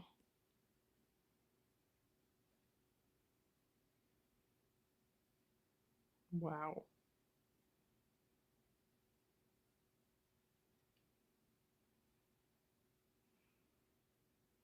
Scottish strength competitions? Are you in Scotland? Or triple rainbow? Double rainbow all the way across the sky.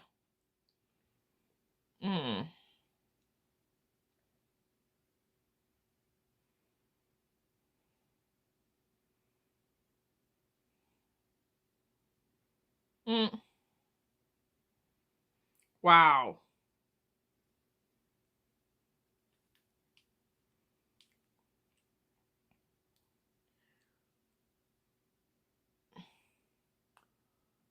It's almost your birthday? Oh my gosh. Happy almost birthday. You think I'm pretty? Thank you. I appreciate it. I just ordered some new candy string.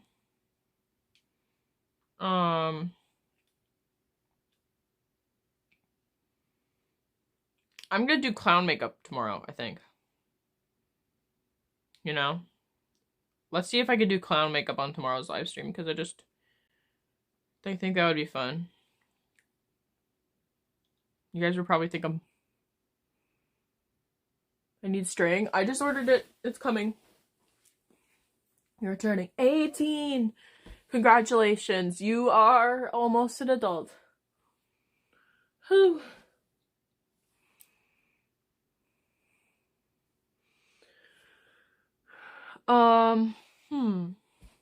What can I do now? I'm not actually that tired right now, but I should take my pills. Spirit animatronic. Wait till you turn 21. 21 is 21. Ooh.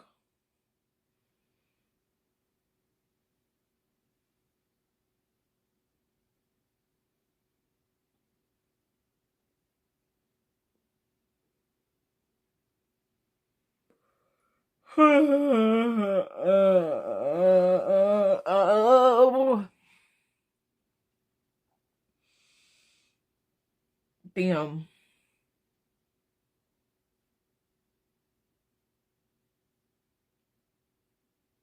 Ooh.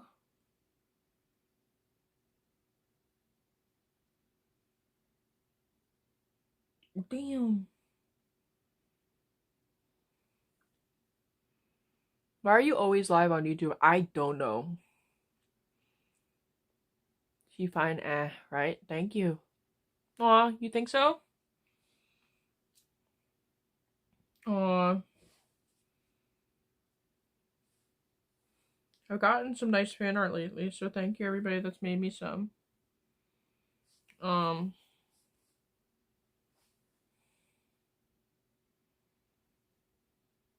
I wonder how my sourdough starter's doing.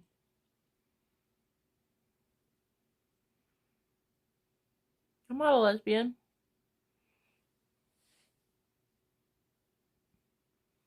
I am not that far along in GTA 5.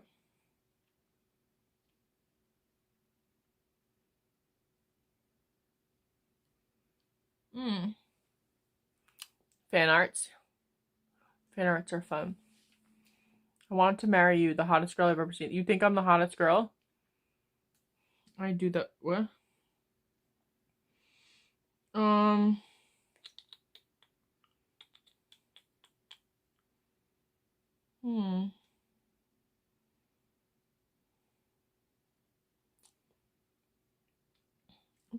Do.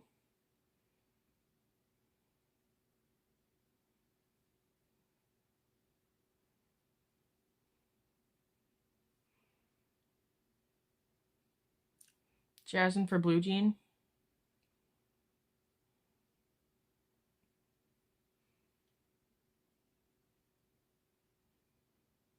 I really want some fucking cheese. I really want cheese. And I can't have any. I want cheese. Hi, you should be Thatsune Miku.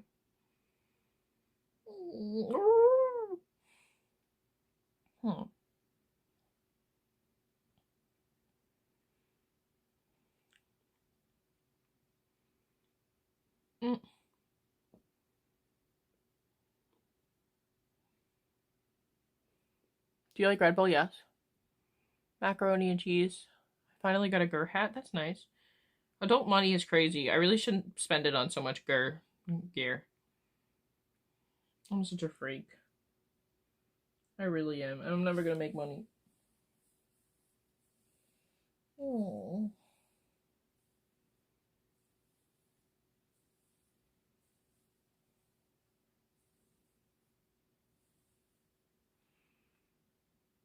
Hi, how was your day? It's good.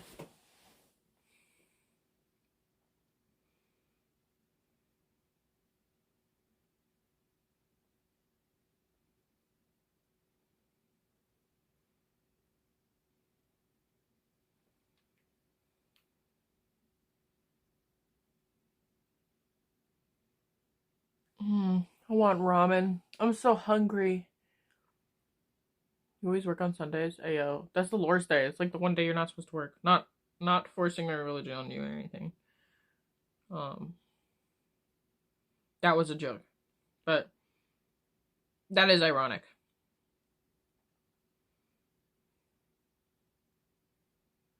Wow. Wow.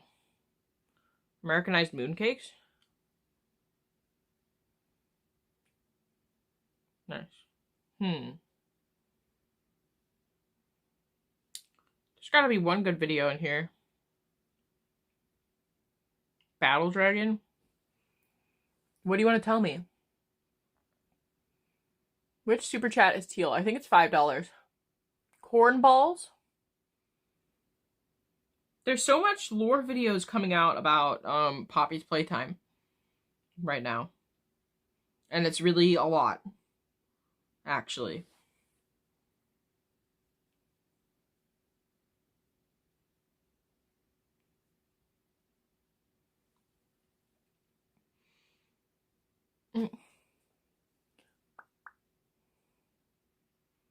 Pizza or romaine? Wow. But, oh.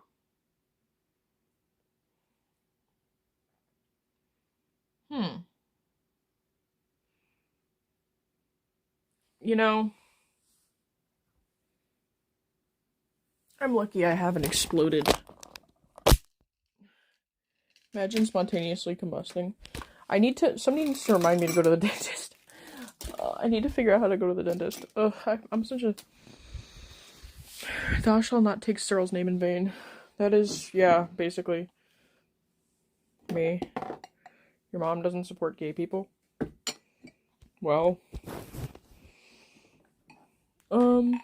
there's not much you can do about that. She doesn't, you know. She doesn't,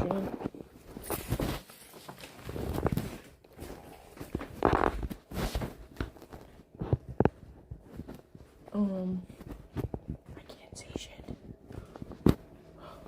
Ooh. Ooh.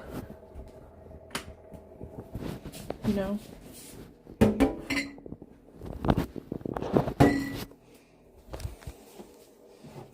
Get a new mom. I don't think my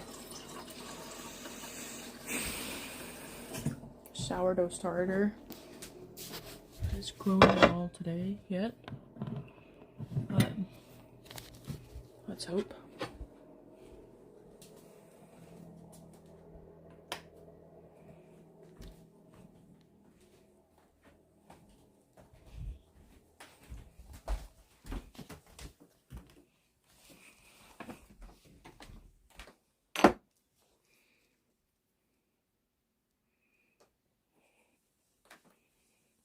Ooh, I had to pee. So y'all just stay right there. I'm also gonna brush my teeth. Have fun looking at my stuff. Dancing? Oh my god.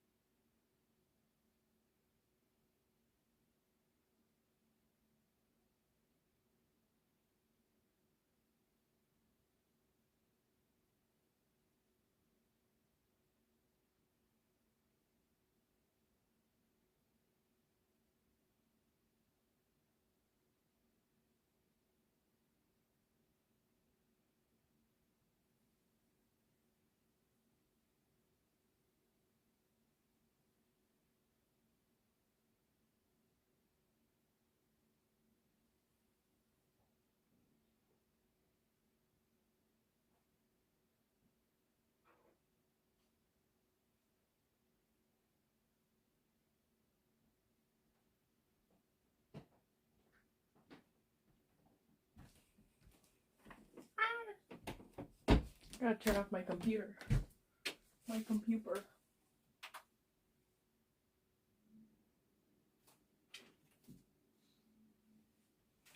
I gotta turn off my computer.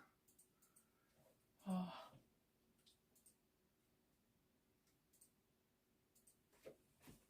I'm turning off my computer. Ooh, ow.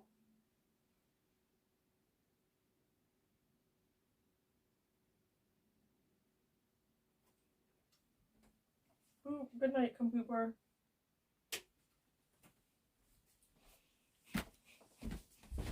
Ugh. Sweet and spicy. I don't feel the greatest. Well, anyway, I think it's about time for bed. Sorry I've been so lame lately. I don't know. It's a hard time for me. And I shouldn't even be complaining. I suck. But it's cool. I love wings. I want to go to a wing place. Someday. Soon. But anyway, yeah. I'm gonna go to bed. Okay.